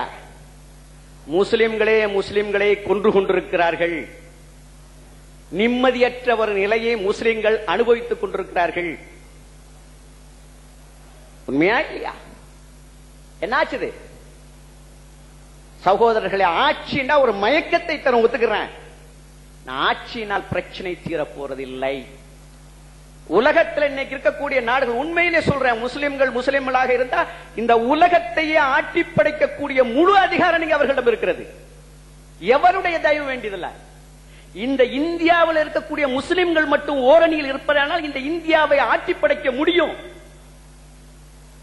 நீங்க தலைகீழ நின்றாலும் இந்த மாதிரி முறையில் அடைக்க முடியாது உங்களால. அப்படியே ஒரு கால் நீங்கள் முயற்சி செய்து இந்தியா என்ன உலகத்தையே உங்களுடைய கட்டுப்பாட்டில் கொண்டு வந்து உலகத்துக்கே சர்வாதிகாரியாகி நீங்க ஆனாலும் கூட இஸ்லாத்தை நிலைநாட்ட முடியாது. ஆனா உலகத்துக்கே நான் ஆட்சியாளன் சொல்லலாம். அதே சந்தர்ப்பத்தில் மறுமையில பெருந்தோல்வியை தழுவ வேண்டி வரும். நீங்க அதிகாரம் பண்ணி அந்த உலகம் இல்ல, அதை போன்ற 1000 மடங்கு உங்கள்கிட்ட இருந்தாலும் கூட கொடுத்துட்டு தப்ப பார்ப்போம், நடக்காது. நரகத்துல தான் தூக்கி போடுவாங்களா? நல்லா புரிஞ்சுக்கிடுங்க. இந்த சமுதாயத்துக்கு முதல் தேவை ஈமான். ஈமான் அற்ற நிலையில் இவர்களுடைய எந்த முயற்சியும் வீண் முயற்சி. அத முதல்ல நம்ம புரியணும். ஈமானுடைய அடிப்படையில் சமுதாயம் உருவானாத்தான் இஸ்லாமிய ஆட்சி வருவாங்க. பெயரளவில் இருக்கக்கூடிய முஸ்லிம்களை வைத்துக் கொண்டு நீங்க இஸ்லாமிய ஆட்சியை உண்டாக்க முடியாது. சாதாரண சொல்றேன், கூடுறது ஆலோசனை ஆரம்ப கட்டப்பட்ட ரசூலுல்லாஹ் ஆரம்ப கட்டத்தில் எப்படி இருந்தாங்க சொல்லுங்களேன். நாமளா 10-12 வருஷம் தான், 13 வருஷமா ரசூலுல்லாஹ் ஸல்லல்லாஹு அலைஹி நிலையில இருந்தாங்க. அதுக்கு பிறகு அங்க போய் என்ன நிலையில இருந்தாங்க, எந்த யுத்தத்துக்கு போனாங்க, எத்தனை யுத்தத்தை இது பண்ணாங்க, அதெல்லாம் சிந்திச்சு பாருங்க. சொல்றதுக்கு அழகா இருக்குது. சாதனைடா எது சாதனை? சில பள்ளிவாசல்களை கட்டுறது, சில மதரசுகள் ஓபன் பண்றது, சில எத்தீம் கானாக்கள் ஓபன் பண்றது, இந்த மக்களுக்கு வந்து லைட்டு தெரு வசதி, இந்த மாதிரி சில இதெல்லாம் சாதனையா? இந்த சாதனையை கந்தனும் சுப்பனும் செஞ்சுக்கிட்டு இருக்கானே, முகல்லிதுகள் செஞ்சுக்கிட்டு இருக்காங்களே, ஷியாக்கள் செஞ்சுக்கிட்டு இருக்காங்களே, காதியானி செஞ்சுக்கிட்டு இருக்கானே, அவங்களோட போட்டி போட முடியுமா? இதெல்லாம் சாதனையால். இதெல்லாம் சாதனையா யாருக்கு தெரியும் சொன்னால், மார்க்கத்தை வழங்காதவர்கள், ஈமானுடைய தெளிவற்றவர்கள் இவற்றையெல்லாம் சாதனையாக நினைக்கலாம். ஈமானுடைய ருசியை வழங்கியவன், மறுமை மீதும் அல்லாஹ் மீதும் உறுதியாக நம்பிக்கை உடையவர்கள், இதெல்லாம் ஒண்ணு இல்லைம்பா. நம்ம சகோதரர்களே இந்த ஹதீஸ அடிக்கடி சொல்லுவாங்க. கடந்த ஜும்மாவிலேயோ அதுக்கு அந்த முந்த சரியா ஞாபகம் இல்லை, நம்ம சகோதரர்கள் ஒருத்தரே ஒரு மௌல்விய சிங்காரத்தோப்பில் இருக்கக்கூடிய ஜாக் பள்ளியில பேசினார். என்ன பேசினார் தெரியுமா? அதாவது இஸ்லாத்தினுடைய ஆரம்ப கட்டம். அம்மார் இப்னு யாசிர் ரலியல்லாஹு தஆலா அவர்கள் 2 ஒட்டகங்களுடைய கால்கள்ல 2 கால்கள் கட்டப்பட்டு 2ஆக கிழிக்கப்படுற, உயிருடன் கிழிக்கப்படுறார்கள். கூடியிருந்த குறைஷி கூட்டம் எக்களிச்சு சிரிப்பிச்சு நையாண்டி பண்ணுது. அடுத்து சுமையா ரலியல்லாஹு தஆலா தரப்படுறாங்க, நிர்வாணப்படுத்தப்படுறாங்க, மர்மஸ்தானத்தில் ஈட்டியால் குத்தி ஷஹீதாக்கப்படுறாங்க.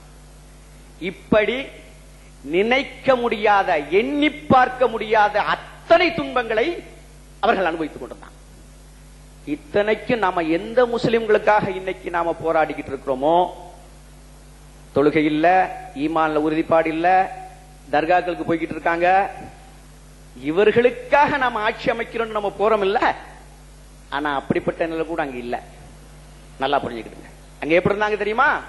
பக்கா முவஹ்ஹிதீன்கள், அல்லாஹ் ஒருவன் என்று ஏற்றுக்கொண்ட ஒரே காரணத்துக்காக அவர்கள் இந்த மாதிரி இம்சைப்படுத்தப்பட்டார்கள். அப்பொழுது ரசூலுல்லாஹி ஸல்லல்லாஹு அலைஹி வஸல்லம் அவர்கள் போய் துன்பங்கள் தாங்கள் முடியாத நிலையிலே என்ன செய்யறாங்க? அதாவது உதவி கேட்கின்றார்கள். இதற்கு ஒரு பரிகாரம் தான் இல்லையா? இதற்கு என்ன பரிகாரம்? இந்த துன்பங்களை விட்டு எங்களுக்கு இதே கிடையாது அப்படின்னு, இதை விட மறுமையில உங்களுக்கு அழகிய கூலி இருக்குன்னு அவர்களுக்கு சபர் செய்து விட்டு ரசூலுல்லாஹ் சொல்றாங்க, நான் ஒரு மகத்தான பணியை சுமந்து வந்திருக்கின்றேன். அந்த பணி நிறைவு பெறுமேயானால் 2 இடங்களை குறிப்பிடுறாங்க. ஹலர மவுத் அல்லது சன்னான்னு நினைக்கிறோம், நீண்ட தூரத்தை சொல்றாங்க. இங்கே இருந்து அந்த நெடுந்தொலைவுக்கு ஒரு பெண்மணி எந்த விதமான பயமோ அச்சமோ இல்லாம தனியாக பிரயாணம் செய்ய முடியும் சொன்னாங்க. ரசூலா எதை குறிப்பிடுறாங்க? உடனே ரசூலா அப்ப இதுதான் என்னுடைய தேவைன்னு போய் ஈடுபட்டாங்களா? இல்ல. எதுவரைக்கும் அந்த மக்களுடைய உள்ளத்துல ஈமான் வரவில்லையோ, ஈமான் உடையவராக ஒரு சமுதாயம் உருவாக இல்லையோ, ஆட்சியை பற்றி சிந்திப்பதே புத்திசாலித்தனமான விஷயம் இல்லை. நம்முடைய இன்றைய தேவை ஈமானுக்காக பாடுபட்டு ஈமான உருவாக்குங்க. ஈமான் நம்முடைய வருங்க. குர்ஆன்ல எண்ணற்ற ஆயத்து வருதுங்க, எடுங்க. உங்களுடைய கைகளை கொண்டு நீங்கள் தேடிக்கொண்ட துன்பங்களைத்தான் நீங்கள் அனுபவிக்கிறீர்கள். ஆயத்திருக்குல்ல, கடலிலும் கரையிலும் ஏற்படக்கூடிய குழப்பங்களுக்கு உங்களுடைய கைகள் தேடிக்கொண்டவையே காரணம். இல்லையா?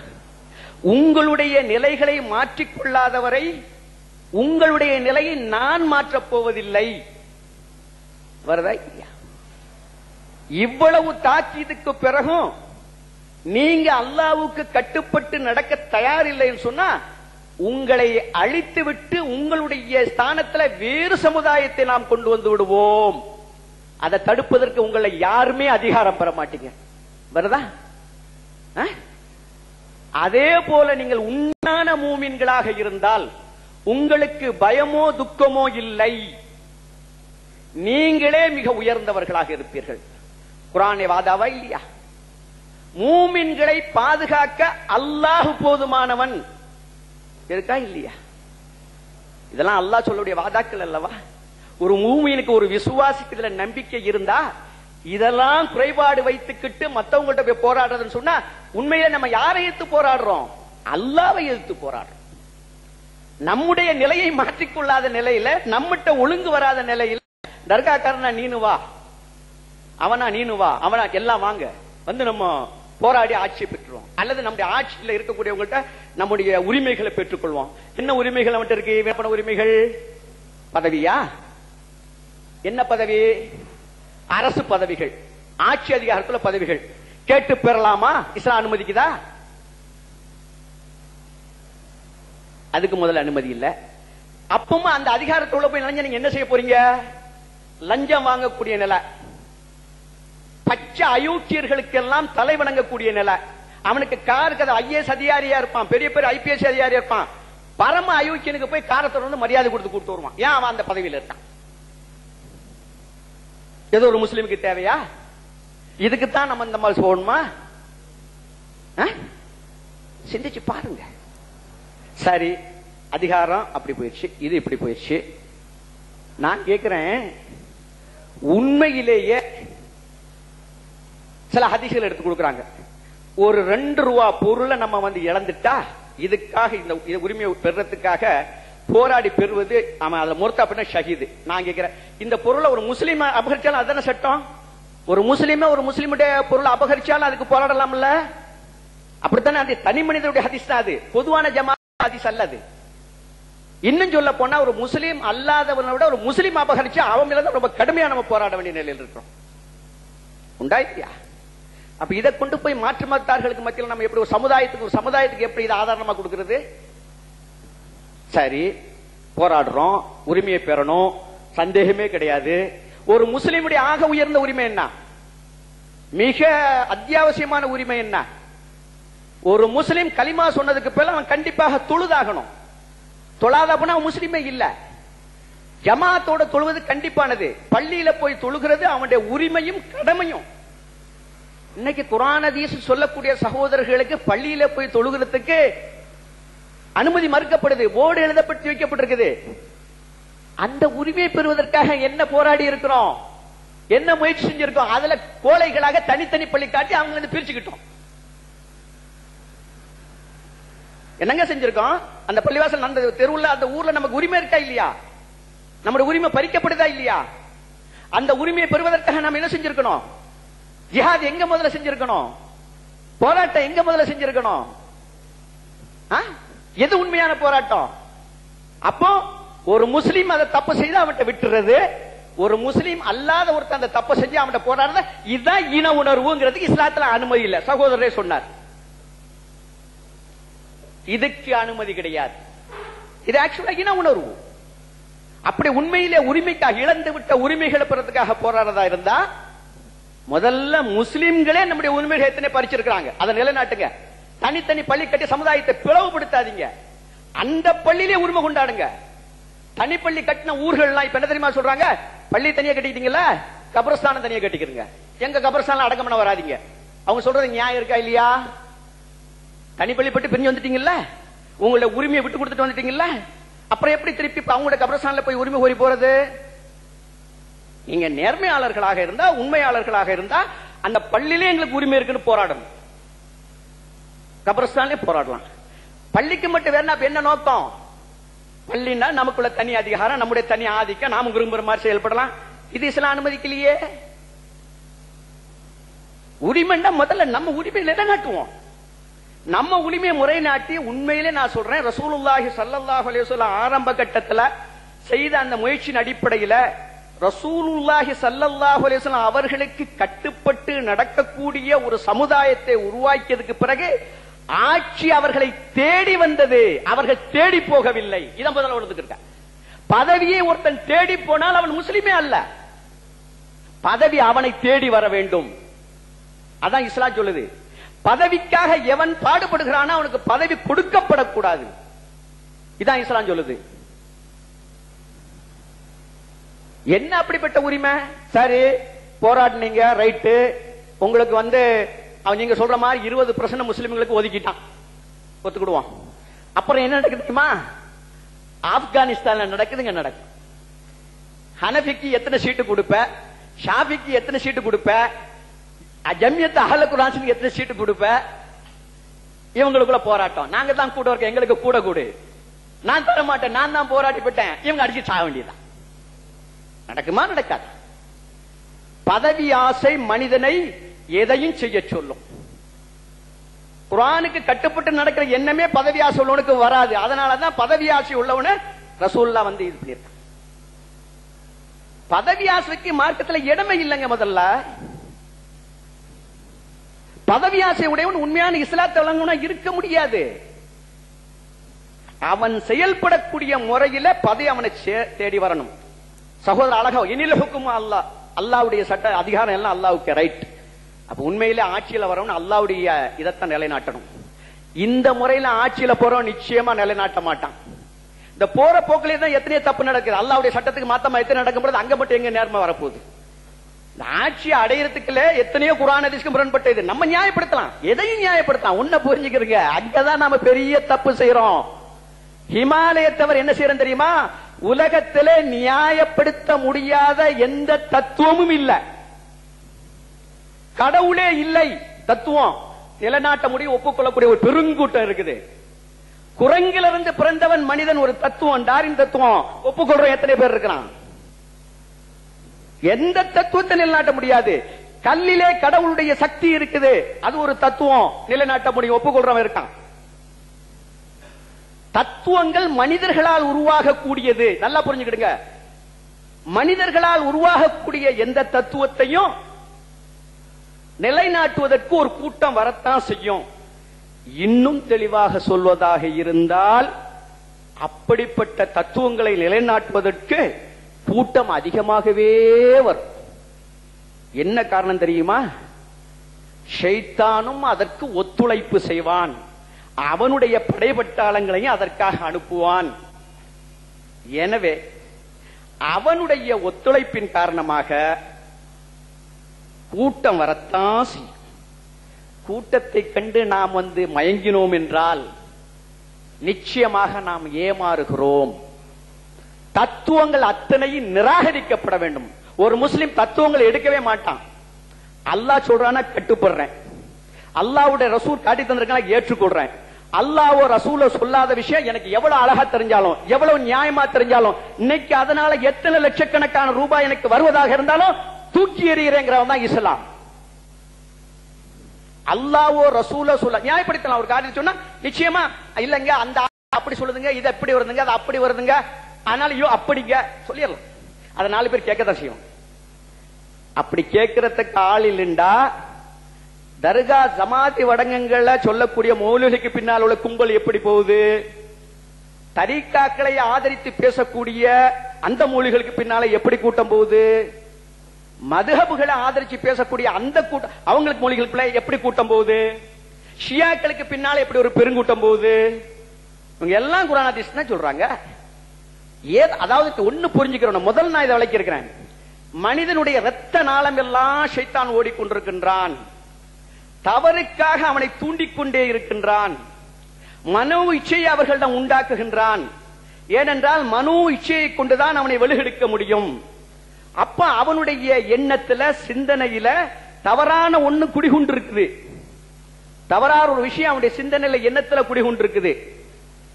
அந்த தவறை நியாயம் என்று சொல்லி ஒரு மௌலவி அதற்கு ஒரு குர்ஆன் ஆயத்தை ஒரு ஹதீஸை எடுத்து அதை வளைத்து திரித்து அதற்கு ஒரு விளக்கத்தை வலிய கொடுத்து பேசுவாரேயானால் அவன் நிச்சயமாக அதை சரிகானத்தான் செய்வான்.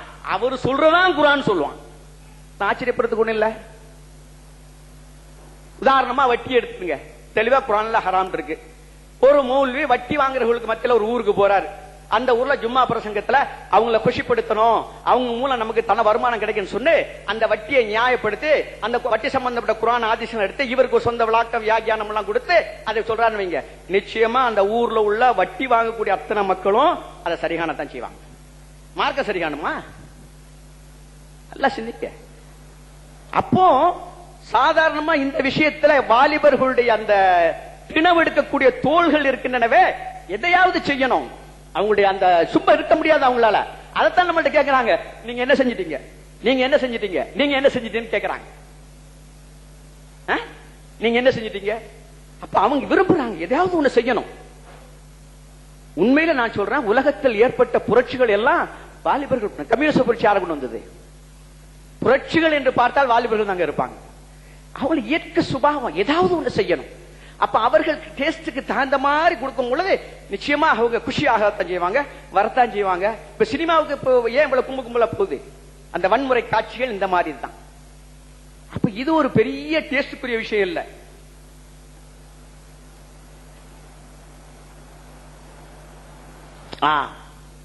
சகோதரர் ஒருத்தர் கொடுத்திருக்கார், குர்ஆன் ஹதீஸ் படி எவை நிரூபிக்கப்படுகிறதோ அவற்றை ஏற்றுக்கொள்வதான் முஸ்லிமின் நமது கொள்கை. சந்தேகமே இல்லை. இப்போ முக்கல்லிதுகள் குர்ஆன் ஹதீஸ் படி தான் கொள்கைன்னு சொல்றாங்க. ஏத்துக்கிறோமா? தர்காவுக்கு போறதும் குர்ஆன் ஹதீஸ் படி ஒரு ஆயத்து ஹதீஸ் சொல்றான். ஏத்துக்கிறோமா? அப்படி அல்ல. நம்ம எப்படி விளங்கன்னு சொன்னா அந்த ஆயத்துல அந்த ஹதீஸ்ல சாதாரணமாக யார் சொல்லக்கூடிய விளக்கமோ ஒரு பாமரன் விளங்கக்கூடிய நிலை அதுல இருக்கணும். அல்லாஹ் என்ன சொல்றான்? இந்த குர்ஆன் யாருக்காக இறக்கப்பட்டது? எழுதுக்க படிக்க தெரியாத உம்மிகளுக்கு எழுத படிக்க தெரியாத ஒரு உம்மி நபியை கொண்டு இறக்கப்பட்டது. தெளிவான ஆயத்துக்கள், சந்தேகத்திற்கு இடமில்லாதது. இப்படின்னு சொல்லலாம் அப்படின்னு சொல்லலாம், சொல்றதுக்கு இடமே கிடையாது. அதிலும் குறிப்பாக ஆயாத்தும் முஹக்கமாத்தும் சொல்லக்கூடிய அந்த வசனங்கள்ல எதுவுமே பேச முடியாது. அதுதான் செயல்படுத்த வேண்டிய ஆயத்துக்கள். அதுல ஒரு பொருள் இருக்குதுன்னு நாம சொன்னா அந்த பொருளை அந்த குர்ஆன் வசனமே சொல்லணும், ஹதீஸே சொல்லணும். சுத்தி வளைச்சு அது அப்படி இது இப்படி அப்படி இப்படி இப்படி எல்லாம் கொண்டு வந்து கடைசியில் அந்த பொருள் இருக்குன்னு சொல்றது இளங்குறது இருக்க இது அல்ல. அதைத்தான் நம்ம சொல்றோம். மற்றபடி குர்ஆன் ஹதீஸ்ல சொல்லப்படக்கூடியது நிச்சயமா கட்டுப்பட்டு அவன் தான் உண்மையான முஸ்லிம். அதுல மாறுபட்டு கருத்து இருக்க முடியாது. ஆக அன்பு சகோதரர்களை நாம விளங்கிக்கிறணும். என்ன விளங்கிக்கிறணும்? நாம கலிமா சொல்லி இருக்கிறோம். அஷ்ஹது அல்லா இலாஹ இல்லல்லாஹு வ அஷ்ஹது அன்ன முஹம்மதன் அப்துஹு வ ரசூலுஹுன்னு சொல்லியிருக்கோம். அப்ப அந்த அடிப்படையில அந்த கலிமாவுக்கு கட்டுப்பட்டு நாம நம்முடைய செயல்களை ஆக்கிக் கொள்வதற்கே அதை கொண்டுதான் அல்லாஹ்வுடைய பொருத்தத்தை பெற முடியும். எந்த ஒரு விஷயத்துக்கு ரசூலா நமக்கு நடைமுறை காட்டி தராம போயிடல. நல்ல யோசனை படி பாருங்க. உலகத்துல இருக்கக்கூடிய பள்ளிவாசல்கள் எல்லாத்தையும் விட காபத்துல்லாவுக்கு தனி சிறப்பு இருக்கின்றது, தனி கண்ணியம் இருக்கின்றது. உலகத்தில் உள்ள எந்த பள்ளிவாசலாக இருக்கட்டும் அது இருக்கிற இடத்துல இருந்து இன்னொரு இடத்துக்கு மாற்றி அதை அமைக்கலாம். அது தவறு கிடையாது.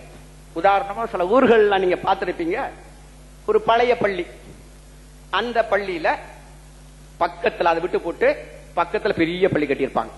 அது கிட்டத்தட்ட 400-500 வருஷமா அந்த பள்ளி இருந்திருக்கு. பழைய காலத்து பள்ளி உங்களுக்கு தெரியும். பக்கத்துல நவீன பெரிய பள்ளி கட்டியிருப்பாங்க. அப்ப அது ஒன்னும் தோஷம் அல்ல. ஆனா காபத்துல்லாவை அது இருக்கிற இடத்துல இருந்து எங்குமே நகட்டுவதற்கு யாருக்கும் அதிகாரம் கிடையாது. அது உலக முஸ்லிம்களுக்கு காபாவாக இருக்கின்றது, மாற்ற முடியாது. அந்த இடம் குறிப்பான இடம். அது காபத்துல்லா, அல்லாஹ்வுடைய வீடு. முஹம்மது ஸல்லல்லாஹு அலைஹி வஸல்லம் அல்லாஹ்வுடைய இறுதி தூதர். நிச்சயமாக அவர்களை விட இந்த உலகத்தில் அந்த காபாவுக்கு உரிமை பெற்றவர் எவருமே இருக்க முடியாது. உண்மையிலேயே நாம நினைக்கிற மாதிரி இருந்தா அந்த உரிமையை பெறுவதற்காக அந்த குறைஷிகளை எதிர்த்து போராடி மடிஞ்சுதான் இருக்கணும், ஷஹீதாக இருக்கணும். அவங்க மக்கா மதீனாவுக்கு ஓடி இருக்க கூடாது. ஏன் ஓடுனாங்க? அல்லாஹ் அப்படித்தான் கட்டளையிட்டான். அப்ப அல்லாஹ்வுடைய கட்டளை வெளிப்படுறாங்க. அதே மாதிரி ஹுதைபியா உடைப்பிடிக்க விஷயத்துல அவர்கள் அத்தனை பேருமே யாருமே ஏற்றுக்கொள்ளல. நல்லா புரிஞ்சுக்கணுங்க. இப்ப நான் சொல்ற இந்த விஷயம் அதே மாதிரி. உதாரணமா நான் இந்த அரசு சம்பந்தப்பட்ட விஷயங்கள்லாம் சொல்லும் பொழுது நம்முடைய சகோதரர்களுக்கு பெரும்பாலும் ரொம்ப கடினமாக ஜீரணிக்க முடியாம இருக்குது. எனக்கு விளங்குது நல்லா. ஆனா எப்படிப்பட்ட ஒரு நிலைன்னா ஹுதைபியாவுடைய நிலையை நான் அப்படியே பிரதிபலிக்கக்கூடிய நிலை. ஹுதைபியாவுடைய அந்த சந்தர்ப்பத்துல நபி ஸல்லல்லாஹு அலைஹி வஸல்லம் அவர்கள் வாபஸ் வாங்குறதுக்கு சமாதான உடன்படிக்கை ஒப்புக்கொள்றார்கள். ஆனா அதே சந்தர்ப்பத்தில் அவர்களுடைய அந்த முடிவை சரிகாணக்கூடிய நிலையில அபூபக்கர் சித்திக் ரலியல்லாஹு தஆலா அன்ஹு அவர்களை தவிர வேறு யாருமே இல்லை. இன்னும் சொல்ல போனா இரண்டாவது ஹலீஃபாவாக கூடிய தகுதி பெற்றவர்கள் வந்தவர்கள் உமருடைய நாவில் அல்லாஹ் பேசுகிறான் என்று சிறப்பித்து சொல்லப்பட்ட உமர் ரலியல்லாஹு தஆலா அன்ஹு, உமர் ரலியல்லாஹு தஆலா செல்லக்கூடிய பாதையிலே ஷைத்தான் வருவதற்கு பயப்படுகிறான் என்ற அளவு பிறப்பித்து சொல்லப்பட்டவர்கள், அவர்களுக்கு கூட அதை ஏற்றுக்கொள்ள முடியல, ஜீரணிக்க முடியல. எப்படி விட்டு கொடுக்கிறது? இத நியாயமற்ற கோரிக்கைகள். அந்த அளவுக்கு நாம என்ன கோழைகளா? அந்த அளவுக்கு நாம இயலாதவர்களா? ஒரு கை பார்த்துத்தான் தீரணும். ரசூல்லாட்ட சண்டை போடுறாரு. நீங்க அல்லாஹ்வுடைய ரசூல் தானே, அவங்க சொல்றதெல்லாம் அநியாயம் தானே, எதுக்கு நாம விட்டு கொடுக்கணும்? ரசூல்லா என்ன சொல்றாங்க தெரியுமா? அல்லாஹ்வுடைய கட்டளை, நான் அல்லாஹ்வுடைய ரசூலாக இருக்க அதுக்கு வழிபட்டா. அப்புறம் அவங்களால ஏற்றுக்கொள்ள முடியல. அங்கிருந்து போறாங்க. அபூபக்கர் சித்திக் ரலியல்லாஹு தஆலா கிட்ட போய், ஏன் அபூபக்கர் நம்ம சத்தியத்தில் இருக்கமா இல்லையா? ஆமா. அவங்க சொல்றதெல்லாம் அநியாயமான கோரிக்கைகள்ல, உண்மைதான். ஏன் இதை விட்டு கொடுக்கணும்? அவங்க அல்லாஹ்வுடைய ரசூல், அல்லாஹ்வுடைய கட்டளை இப்படிதான் செயல்படுவார்கள். அப்பங்க திருப்திப்படாத நிலையில ஒரு அறகுறையோட உடனே ரசூலுல்லாஹி ஸல்லல்லாஹு அலைஹி வஸல்லம், நீங்க இங்க இருந்து நம்ம திரும்பி போறோம், நீங்க கொண்டு வந்த குர்பானி செஞ்சிருங்க அப்படின்னு சொல்றாங்க. யாருமே செய்யறது தயாரி. இதுல என்ன தெரியுது? அவங்க எல்லாம் யாரு?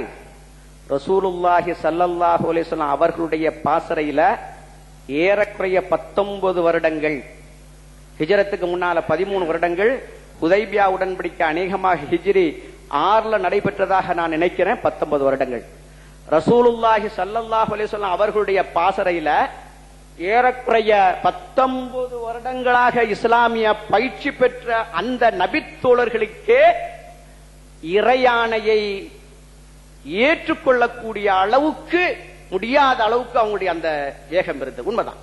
அதே மாதிரி நம்முடைய சகோதரர்களுக்கு அந்த உணர்வு இருக்குங்கிறத நான் ஒத்துக்கொள்றேன், மறுக்கல. ஆனால் அவர்களை வழிநடத்தி செல்லக்கூடிய சகோதரர்கள் தான் அதை உணர்ந்து அவர்களுக்கு ஒழுக்கத்தை கற்பிக்க வேண்டியதான் என்னுடைய விருப்பம். இது உணர்வு உள்ள ஒரு விஷயம், நான் மறுக்கல. எனக்கு அந்த உணர்வு இருக்கத்தான் செய்யுது, இல்லை நான் சொல்லல.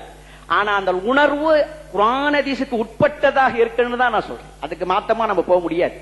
ஏன்னா நாம அல்லாஹ்வை தான் திருப்திப்படுத்தணும், வேற யாரையும் திருப்தி செய்ய முடியாது. ஆக அன்பு சகோதரர்களே, இப்ப நம்ம வழங்கிடுவோம். அமீருங்கிறதுக்கு பிரச்சனை கிடையாது. அவர் எத்தனையோ ஹதீஸ கொடுத்தார். அதிகாரம் வந்ததுக்கு பிறகுள்ள அமீர் ரைட்டு. நான் அதை பத்தி இப்ப பேசவே கிடையாது. நான் பேசுறது ரசூலுல்லாஹி ஸல்லல்லாஹு அலைஹி வஸல்லம் ஆட்சி அதிகாரம் வருவதற்கு முன் எப்படிப்பட்ட நிலையில இருந்தாங்க, தலைமைத்துவம் இல்லாம ஆளுக்கு ஒரு சிந்தனையில இருந்தாங்களா, அல்லது ஒரு ஜமாத் கட்டுக்கோப்புல இருந்தாங்களா? ரசூலுல்லாஹி ஸல்லல்லாஹு அலைஹி வஸல்லம் ஆட்சிக்கு வருவதற்கு முன்னால சில பகுதிகளில் இருந்து இஸ்லாத்தை தழுவுவதற்கு சில கோஷ்டிகள் வந்தாங்க, கூட்டங்கள் வந்தார்கள். அவர்கள் போகும் பொழுது ரசூலுல்லாஹ் என்ன அவர்களுக்கு தாக்கீது செய்து அனுப்பினார்கள்? உங்களில் ஒருத்தரை தலைவராக்கிக் கொள்ளுங்கள், அது அமீர்னு சொல்லட்டும், அல்ல ஏதாவது ஒன்று சொல்லட்டும். ஏன்னா அந்த அமீர்ங்கிற பிரச்சனை பிடிச்சி நான் இது பண்ண தயாரா இல்லை. உங்களில் ஒருவர் தலைமை தாங்கட்டும், உங்கள் ஒருத்தர் இதா இருக்கட்டும், அல்லது உங்கள் ஒருத்தர் இமாமத்தை செய்யட்டும், உங்கள வயதானவர் அல்லது உங்களோட விவரம் தெரிஞ்சவர் ஏதாவது அவங்களுக்கு தலைமை தாங்கக்கூடிய அளவுக்கு அவங்களை வழித்தினத்தை சொல்லக்கூடிய ஒரு ஏற்பாடு பண்ணாங்களா, இல்ல நீங்க போய் தனித்தனியா நீங்க செயல்பட்டுக்கணும்னு சொன்னாங்களா? நிச்சயமாக அப்படி இருக்க முடியாது. தலைமை இல்லாத ஒரு நிலை இருந்திருக்கவே முடியாது. அதிகாரம் சொன்னா ஆட்சி அதிகாரம் மட்டும் இல்ல. 3 பேர் இருக்கிறோம், ஒரு பிரயாணத்துல போறதா முடிவு பண்ணிட்டோம். முடிவு பண்ண பிறகு நம்ம 3 பேர் ஒரு அமீர்னு சொல்றது அந்த பழக்கத்துல வர்றதுனால சொல்றேன், அதை வேண்டாம் அமீரே இல்ல, ஒரு தலைவர் ஏற்பாடு பண்ணிக்கிறோம். இப்ப தலைவரோட போறோம். போற இடத்துல ஒரு விஷயத்துல அபிப்பிராய பேதம் வருது. ஒருத்தர் சொல்றாரு பஸ்ல போகணுங்கிறாரு, இன்னொருத்தர் ட்ரெயின்ல போகணுங்கிறாரு. இப்ப 2 கருத்து வந்துச்சு. இப்ப இந்த 2 கருத்துலயும் குர்ஆன் ஹதீஸ்க்கு மாத்தமான எதுவும் இல்ல. பஸ்ல போனாலும் குர்ஆனுக்கு உட்பட்டதுதான், ட்ரெயின்ல போனாலும் குர்ஆன் ஹதீஸ்க்கு உட்பட்டதுதான். இப்ப இந்த இடத்துல இந்த 2 பேர் அபிப்பிராயம் வந்த உடனே இப்ப அமீர் சொல்றாரு இல்ல நம்ம இப்படித்தான் செய்யறோம். அந்த 2 பேருடைய அபிப்பிராயத்தை ஏற்று முடிவு பண்ணலாம், அதுல ஒரு அபிப்பிராயத்தை எடுக்கலாம், அதுக்கு மாத்தமான ஒரு அபிப்பிராயம் முடிவும் சொல்லலாம். இதைத்தான் நம்ம விளங்கும். அதாவது மார்க்கத்துக்கு முரணில்லாத வகையில் அவர்களுக்கு மத்தியில பிரிவினை ஏற்படாமல் ஒன்றுபட்டு செயல்படக்கூடிய ஒரு நிலை உருவாக்குவதுதான், அதுக்குத்தான் நம்ம சொல்றோம். சமுதாயத்தில் பிளவு ஏற்படுத்தக்கூடாது. அடுத்தது சகோதரர் சில விஷயங்கள் எடுத்து வைத்தார். எத்தனை வரைக்கும் இருக்கு? 12 1 மணி நேரம் ஆகல. சகோதர பொறுத்த மட்டும் பிரயாணத்தில் அமீர் ஏற்பாடு பண்ணதை ஒத்துருக்கிறார். அமீர்ங்கிற பதம் வந்திருக்குன்னு ஒத்துருக்கிறார், அல்ஹம்துலில்லாஹ். அப்ப பிரயாணம் உண்மையிலே ஹிஜ்ரத்துக்கு முன்னால் ஏற்பட்டிருக்கு, அதாவது ஆட்சி அதிகாரம் வர்றதுக்கு முன்னால இருக்கு, ஆட்சி அதிகாரம் பின்னால வந்திருக்கு. ரைட். இப்ப இதே போல ஒரு 10 பேர் சேர்ந்தோம், நமக்குள்ள குர்ஆன் ஹதீஸ் படி செயல்படுறோம் அப்படின்னு முடிவெடுத்துட்டோம். ஒத்துக்கொண்டு நமக்குள்ள ஒருத்தர் அமீர் ஆக்கணும், ஒரு தலைமையை உண்டாக்கணும். அதுக்கு கட்டுப்படணும் தான் சொல்றேன். அப்புறம் தங்களுக்கு விருப்பம் இல்ல, விருப்பம் இல்ல ஏதாவது காரணம் பிரிஞ்சு போக கூடாது. அங்கதான் என்ன கட்டுப்பாடு இருக்குது? நீங்க அமீருடைய விஷயத்துல ஷிர்க்கை கண்டால் ஒழிய புறக்கணிக்கக்கூடிய நிலை, அதுக்கும் புறக்கணிக்கலானதா இருக்குது, தனி ஜமாத் அடைக்கிறதுக்கு அனுமதி. அப்பவும் சமுதாயம் பிரிக்க முடியாது. எந்த ஒரு நிலையிலையும் பிரிக்கிறதுக்கு அனுமதி இல்ல. சகோதரர் சொன்னார் இன்னைக்கு இது தவிர்க்க முடியாதாயிருச்சு, நீங்க முஸ்லீம் சொல்றீங்க, அதுலயே 3 ஜமாத் வந்துருச்சு, ஜாக்கூட நிலையம் அதுதான் சொல்றார். வாஸ்தவம் தான். என்ன காரணம்? 1986 எல்லாம் ஒன்னாதானே இருந்தோம். எப்படி பிரிவு வந்துச்சு? பிரிவு வந்ததுக்கு காரணம் என்ன? நல்ல யோசனை பண்ணி பாருங்க. குர்ஆன் ஹதீஸா? இல்ல, சொந்த விருப்பு, வேற ஒண்ணுமே கிடையாது. சொந்த விருப்பு. அப்ப அங்கதான் நம்முடைய சொந்த விருப்பிற்கு இடம் கொடுக்காத அளவுக்கு அல்லாஹ்வுடைய கட்டளைக்கு கட்டுப்படக்கூடிய அளவுக்கு அந்த மனோநிலை இருக்கணும். சரி, ஒரு அமீர் இருக்கிறார், அந்த அமீர் உண்மையிலே எதேச்சாதிகாரம் நடக்கிறார், தப்பா நடக்கிறார். அதுக்கு எத்தனை வழிகள் இருக்க? குர்ஆன் ஹதீஸ்க்கு மாத்தமா சொன்னா கட்டுப்பட வேண்டியதில்லை, அந்த அமீர்ட்ட இருந்துகிட்டே கட்டுப்பட வேண்டியதில்லை. நல்லா புரிஞ்சுக்கிடுங்க. அந்த அமீரின் தலைமையில தான் இருக்கிறோம். குர்ஆன் ஹதீஸ்க்கு மாத்தமா ஒன்னு சொல்றாரு, கட்டுப்பட வேண்டியதில்லை. உதாரணமா ஒரு மசாயில்ல ஒரு ஹதீஸ வச்சு அவர் இப்படித்தான் சொல்றாரு, நம்முடைய விளக்கப்படி அதுல அப்படி இல்லைன்னு மாறுபட்ட கருத்துல இருக்கு, அமீரை ஏற்றுக்கொள்ளணும் கூட இஸ்லாம் சொல்லல. ஆனால் அந்த செயல்பாட்டில் சமுதாயத்தில் ஒரு குழப்பம் வரக்கூடிய சூழ்நிலை இருந்தா அமீருக்கு தாத்து பண்ணணும். என்ன நோக்கத்தோடு? அவர் அந்த குழப்பத்தை தவிர்ப்பதற்காக உத்தரவு போடுறார். அப்ப அதை நம்ம இப்படி தாகணும். மற்றபடி அது அல்லாத விஷயங்கள்ல அமீர் ஒரு கருத்தை சொல்றா, அதுக்கு ஒரு மாற்றமான கருத்தை நமக்கு சரியாப்படுது குர்ஆன் ஹதீஸ் படி, அதை நம்ம நடக்கலாம். அமீருடைய இத்தாத் என்ன தெரியுமா? அந்த ஒன்றுபட்டிருக்கக்கூடிய அந்த நிலையில பிளவோ பிரிவோ ஏற்படக்கூடாதுங்கிறது தான். தனித்தனி குழுக்களாக செயல்படுற பத்தி பிரச்சனையே கிடையாது. நல்லா புரிஞ்சுக்கிடுங்க. ஒரு அமீரை ஏற்பாடு பண்ணிட்டா நாயிப் அமீர் ஒண்ணு இல்ல, 1000 இல்ல, 1,00,000 பேர் நியமிக்கலாம். ஆனா என்ன ஷரத்து? அந்த நாயிப் அமீர் அந்த அமீருக்கு கட்டுப்பட்டவர், சுயமாக அவர் செயல்பட முடியாதவர். அதுதான் பொருள். இஸ்லாம் அதைத்தான் சொல்லுது. அவரை தேர்ந்தா எடுக்கணும். ஆனால் மற்ற அமீர்கள் அவர் நியமிக்கிறார், நியமனம் செய்யறார். அது இஸ்லாமிய வழிமுறை தான், அதுலயே ஒன்றும் தப்பு கிடையாது. ஆக இங்க இதுலலாம் ஒன்னும் கோளாறு கிடையாது. நம்ம சொன்ன என்ன பாயிண்ட் விளைக்கிறோம்? சமுதாயத்தை தனித்தனி குழுக்களாக தனித்தனி பிரிவுகளாக ஏற்படுத்துவதற்கு மார்க்கம் அனுமதிக்கவில்லை. தெளிவா சொல்றான். உம்மத்தம் வாஹிதா, ஒரே சமுதாயம், நடுநிலை சமுதாயம். அப்ப அந்த சமுதாய அடிப்படையில் ஒன்றுபட்ட நிலை உருவாகணும். அப்படிப்பட்ட நிலை இல்லா போனாலும் அதை உண்டாக்கக்கூடிய வாய்ப்பு இருக்கிற நிலையில நம்ம பாடுபடணும், உழைக்கணும். அதுக்காக நம்முடைய வாழ்நாள் முழுது செலவழிஞ்சிட்டாலும் நாம குற்றவாளி இல்ல. இப்ப நம்ம எதுக்கு பாடுபடுறோம்? அல்லாட்ட நாம நம்முடைய கடமையை செய்தவனாக போக வேண்டும்.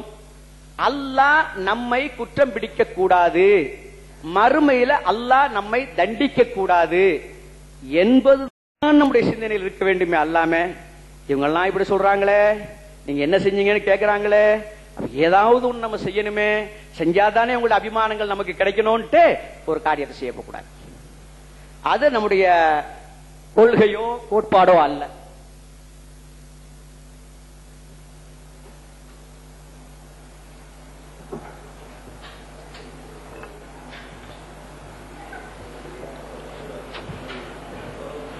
உண்மையிலேயே அதிகாரம் என்று வரும் பொழுது நல்லா புரிஞ்சுக்கிடுங்க, ஒரு நீதமற்ற அதிகாரியை விட, அதாவது நீதமற்ற முஸ்லிம் அதிகாரியை விட நீதமான முஸ்லிம் அல்லாத அதிகாரியத்தான் உண்மையான ஒரு முஸ்லிம் சரி காணும். இதான் இஸ்லாம் சொல்லுது. இங்க இஸ்லாத்துக்கு இல்ல, அந்த இடத்துல அவன் அதிகாரம் பண்ணும் பொழுது நீதமா இருக்கணும். அப்ப நீதமா இருக்கிறவன் முஸ்லீம் அல்லாதவன், ஒரு முஸ்லீம், அதாவது முஸ்லீமை விட முஸ்லீம் அல்லாதவன் சொன்னா அந்த இடத்துக்கு அவன் தான் ஃபிட்னு தான் நம்ம சொல்லணும். அல்லாம இல்ல இல்ல முஸ்லீம் தான் அதுக்கு ஃபிட்னு சொல்லக்கூடாது. அதிகாரம் நல்லா புரிஞ்சுக்கணும். அதிகாரத்தை பொறுத்த மட்டும் அந்த நீத வேணும், நீத அடிப்படையில் செயல்படணும் தலைமைத்துக்கு. ஆனா இப்போ நேற்று உள்ள ஒரு ஹதீஸ்ல இருந்து இப்படி ஒரு விளக்கம் கொடுக்கலாம்.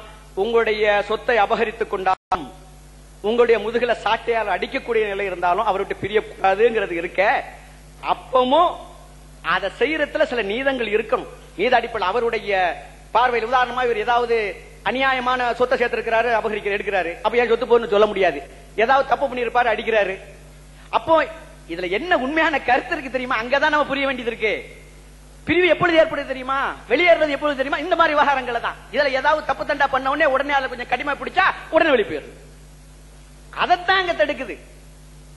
உதாரணமா வெளியேறி போனவங்க சொன்ன காரணங்கள் அத்தனையும் பார்த்தா அமானித மோசடி, பிறருக்குரிய சொந்தப்படுத்திக் கொண்டாரு, வேற குர்ஆன் ஹதீஸ்ல தப்புன்னு சொல்லவே கிடையாது.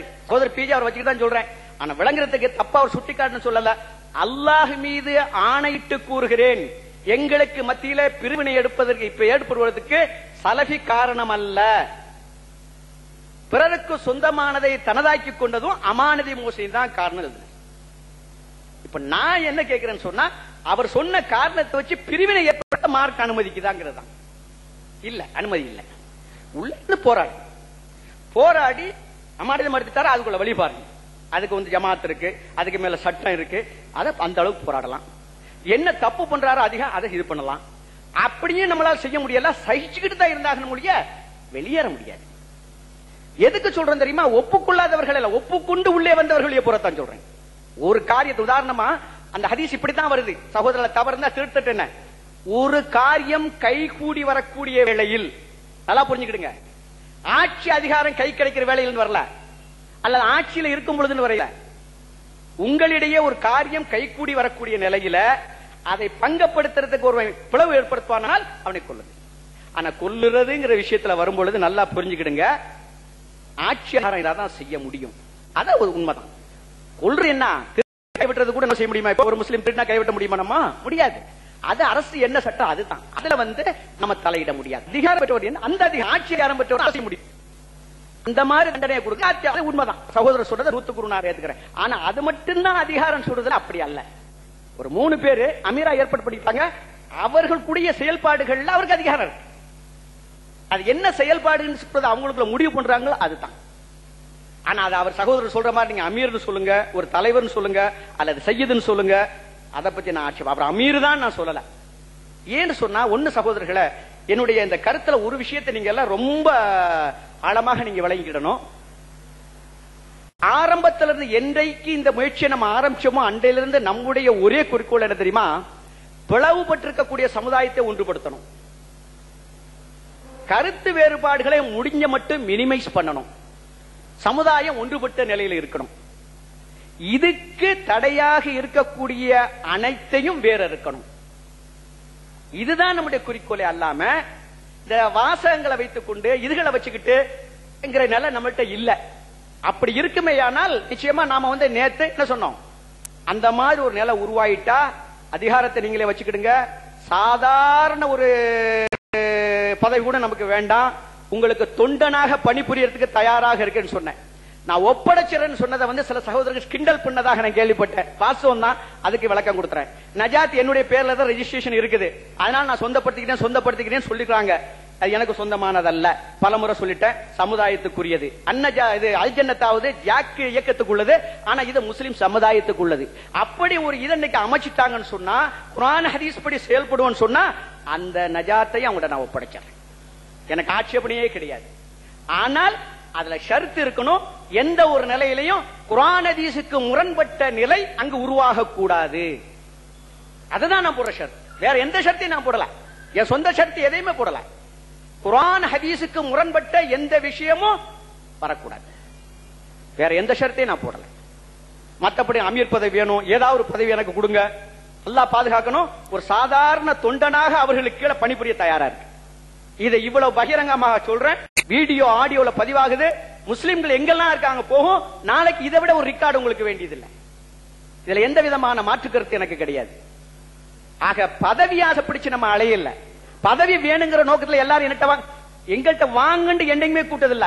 அந்த இதை நீங்க தெளிவா பார்த்தா, நாம எல்லாம் ரசூலுல்லாஹி ஸல்லல்லாஹு விட்டு போன ஜமாத்துல போய் சேருவோம் வாங்கறதா சொல்லுவோம். அதான் நம்முடைய குறிக்கோள். ஆக அந்த அடிப்படையில் நம்முடைய கருத்து இருக்குங்கிறத தெளிவாக நான் வளைக்கிறேன்.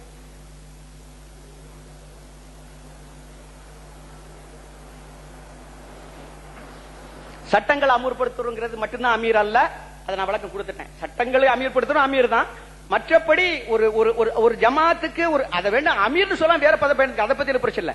ஒப்புக்கொண்ட விஷயத்தை அது நான் முனாஃபிக்தனமா இல்லையா? வாக்குறுதி மாறுறது என்னதுங்க? நம்ம ஒரு 10 பேர் சேர்ந்துக்கிட்டோம், நாம எல்லாம் இப்படி செயல்படுவோம், இதான் நம்முடைய இது அப்படிங்கிற அடிப்படையில் உதவி பிரவாகி செயல்பட்டு இருக்கோம். அதுல இருந்து மாறுறது வாக்குறுதி மாறுறது தானே, இன்னொரு வகையில் அமானித மோசடி தானே. அதைத்தான் சொல்றேன், அந்த அடிப்படையில் இருக்கக்கூடாது. அமீர் தவறு செய்யட்டும், தவறு அவர் நம்ம ஒரு மலக்கல்ல, தவறு செய்யக்கூடியவர் தான். திருத்தறதுக்கு உரிமை நமக்கு இருக்குது, போராடுறதுக்கு உரிமை இருக்கு. அவர் உள்ள இருந்து போராடுறது, அவரை நீட்டிட்டு வேற ஒரு அமீர் ஆக்குறது, அதுக்காக வேண்டி ஒரு ஜமாத்தை எப்படி தனியா உண்டாக்கலாம்? அப்படி உதாரணமா சகோதரர் கேட்டாரு, ஜமாத்துல் முஸ்லிமின் 3 ஆயிருச்சு. 3 இல்ல, உண்மையில பார்க்கணும் 5 ஆயிருச்சு. முத 1986ல எல்லா மௌலிகளும் தௌஹீத் அத்தனை பேர் எல்லாம் ஒண்ணா, நான் இப்படி வச்சுக்கிடுங்க, நான் என்கிட்ட இருந்தா என்ன சொல்ல வேண்டாம், நாங்க எல்லாம் ஒன்றுபட்டு செயல்பட்டோம். அதை மறக்க முடியாதுல்ல. என்ன டைம் தாங்க என்ன தப்பா போடுறாங்க, எல்லாம் ஒன்றுபட்டு செயல்பட்டோம். அப்புறம் என்னாச்சு, அத்தனை மௌலிகளும் வெளியே போனாங்க. அப்புறம் என்னாச்சு, அந்த மௌலிகள் 2 குரூப் ஆச்சு. அப்புறம் என்னாச்சு, அந்த மௌலிகள் இன்னும் குரூப் ஆச்சு. அதே மாதிரி நம்மள்ட்ட இருந்த சகோதரர்கள் அவங்க இப்ப என்ன ஆகி போச்சு, அவங்களும் ஒரு குரூப்பா பிரிஞ்சு போனாங்க. என்ன என்று ஒவ்வொன்றையும் பாத்தீங்கன்னு சொன்னா, சகோதரர் சொன்ன மாதிரி ஒப்பந்தத்தில் சொன்னார் தெளிவா. என்ன சொன்னாரு, குர்ஆன் ஹதீஸ் தெளிவா தான் இருக்கு, அது சந்தேகமே கிடையாது. நம்மள யார்ட்டே ஷைத்தான் இருக்கான், உண்மைதான், நான் ஒத்துக்கிறேன். கோளாறு நம்மள்ட்ட தான் இருக்கு, வேற குர்ஆன் ஹதீஸ்ல கோளாறே கிடையாது. அப்ப நம்ம என்ன பண்ணணும், நம்ம நெஞ்ச தொட்டு நாம அந்த அளவுக்கு ஷைத்தானுக்கு என்ன சொல்ற பயப்பட்டிருக்கோமா, ஷைத்தானுடைய தூண்டுதல் ஏதாவது தப்பான எண்ணம் நம்மகிட்ட இருக்கா, அந்த ஒரு அடிப்படையில் ஏதாவது ஒரு சுயநல நோக்கத்தோடு, ஏதாவது ஒரு வேற ஒரு நோக்கங்களோடு, அல்லாது நமக்கு ஏதாவது லாபம் வருது போயிடுதுன்னு பயத்திலையோ, அல்லது நம்முடைய ஆதரவாளர்கள் இதுவரைக்கும் நாம இதை பிடிவாதமா இருந்தோம், இப்ப இதை விட்டு கொடுத்தனா இவ்வளவு நாள் சொல்லிக்கிட்டு இருந்தியா, இப்ப நீ இந்த மாதிரி சொல்றிய, அது ஒரு கௌரவ பிரச்சனை. நிறைய மௌலிகள் சத்தியத்தில் வராதுக்கு ஒரு காரணம் அந்த ஒரு அச்சமோ, அல்லது இந்த கொள்கையை சொல்றதுனால தானே இவ்வளவு பெரிய சகோதரர்கள் நமக்கு ஆதரவு கொடுறாங்க, இப்ப இதுக்கு மாத்தமா சொல்லிட்டு இவங்க எல்லாம் நம்ம விட்டு வெறுண்டு ஓடிடுவாங்களே. இப்படிப்பட்ட நிலையில நாம சத்தியத்தை மறுக்கவோ அல்லது மாறுபட்டு பேசவோ இருப்போமே, ஆனால் நிச்சயமா நம்மகிட்ட ஷைத்தான் இருக்கான். அது நானாக இருந்தாலும் சரி, யாராக இருந்தாலும் சரி. அது அல்லாம மனப்பூர்வமாக எவ்விதமான இப்படிப்பட்ட விஷயம் இல்லாம இந்த குர்ஆன் ஹயாத் இப்படித்தான் நான் விளங்குறேன், ஹதீஸ் இப்படித்தான் விளங்குற நிலை இருந்தா நிச்சயமா நாளைக்கு அல்லாஹ்ட்ட தப்பிர முடியும், அதுல சந்தேகம் கிடையாது. அவர் தப்பா இருந்தாலும் தப்பிர முடியும். ஆனால் அந்த சிந்தனை எந்த விதமான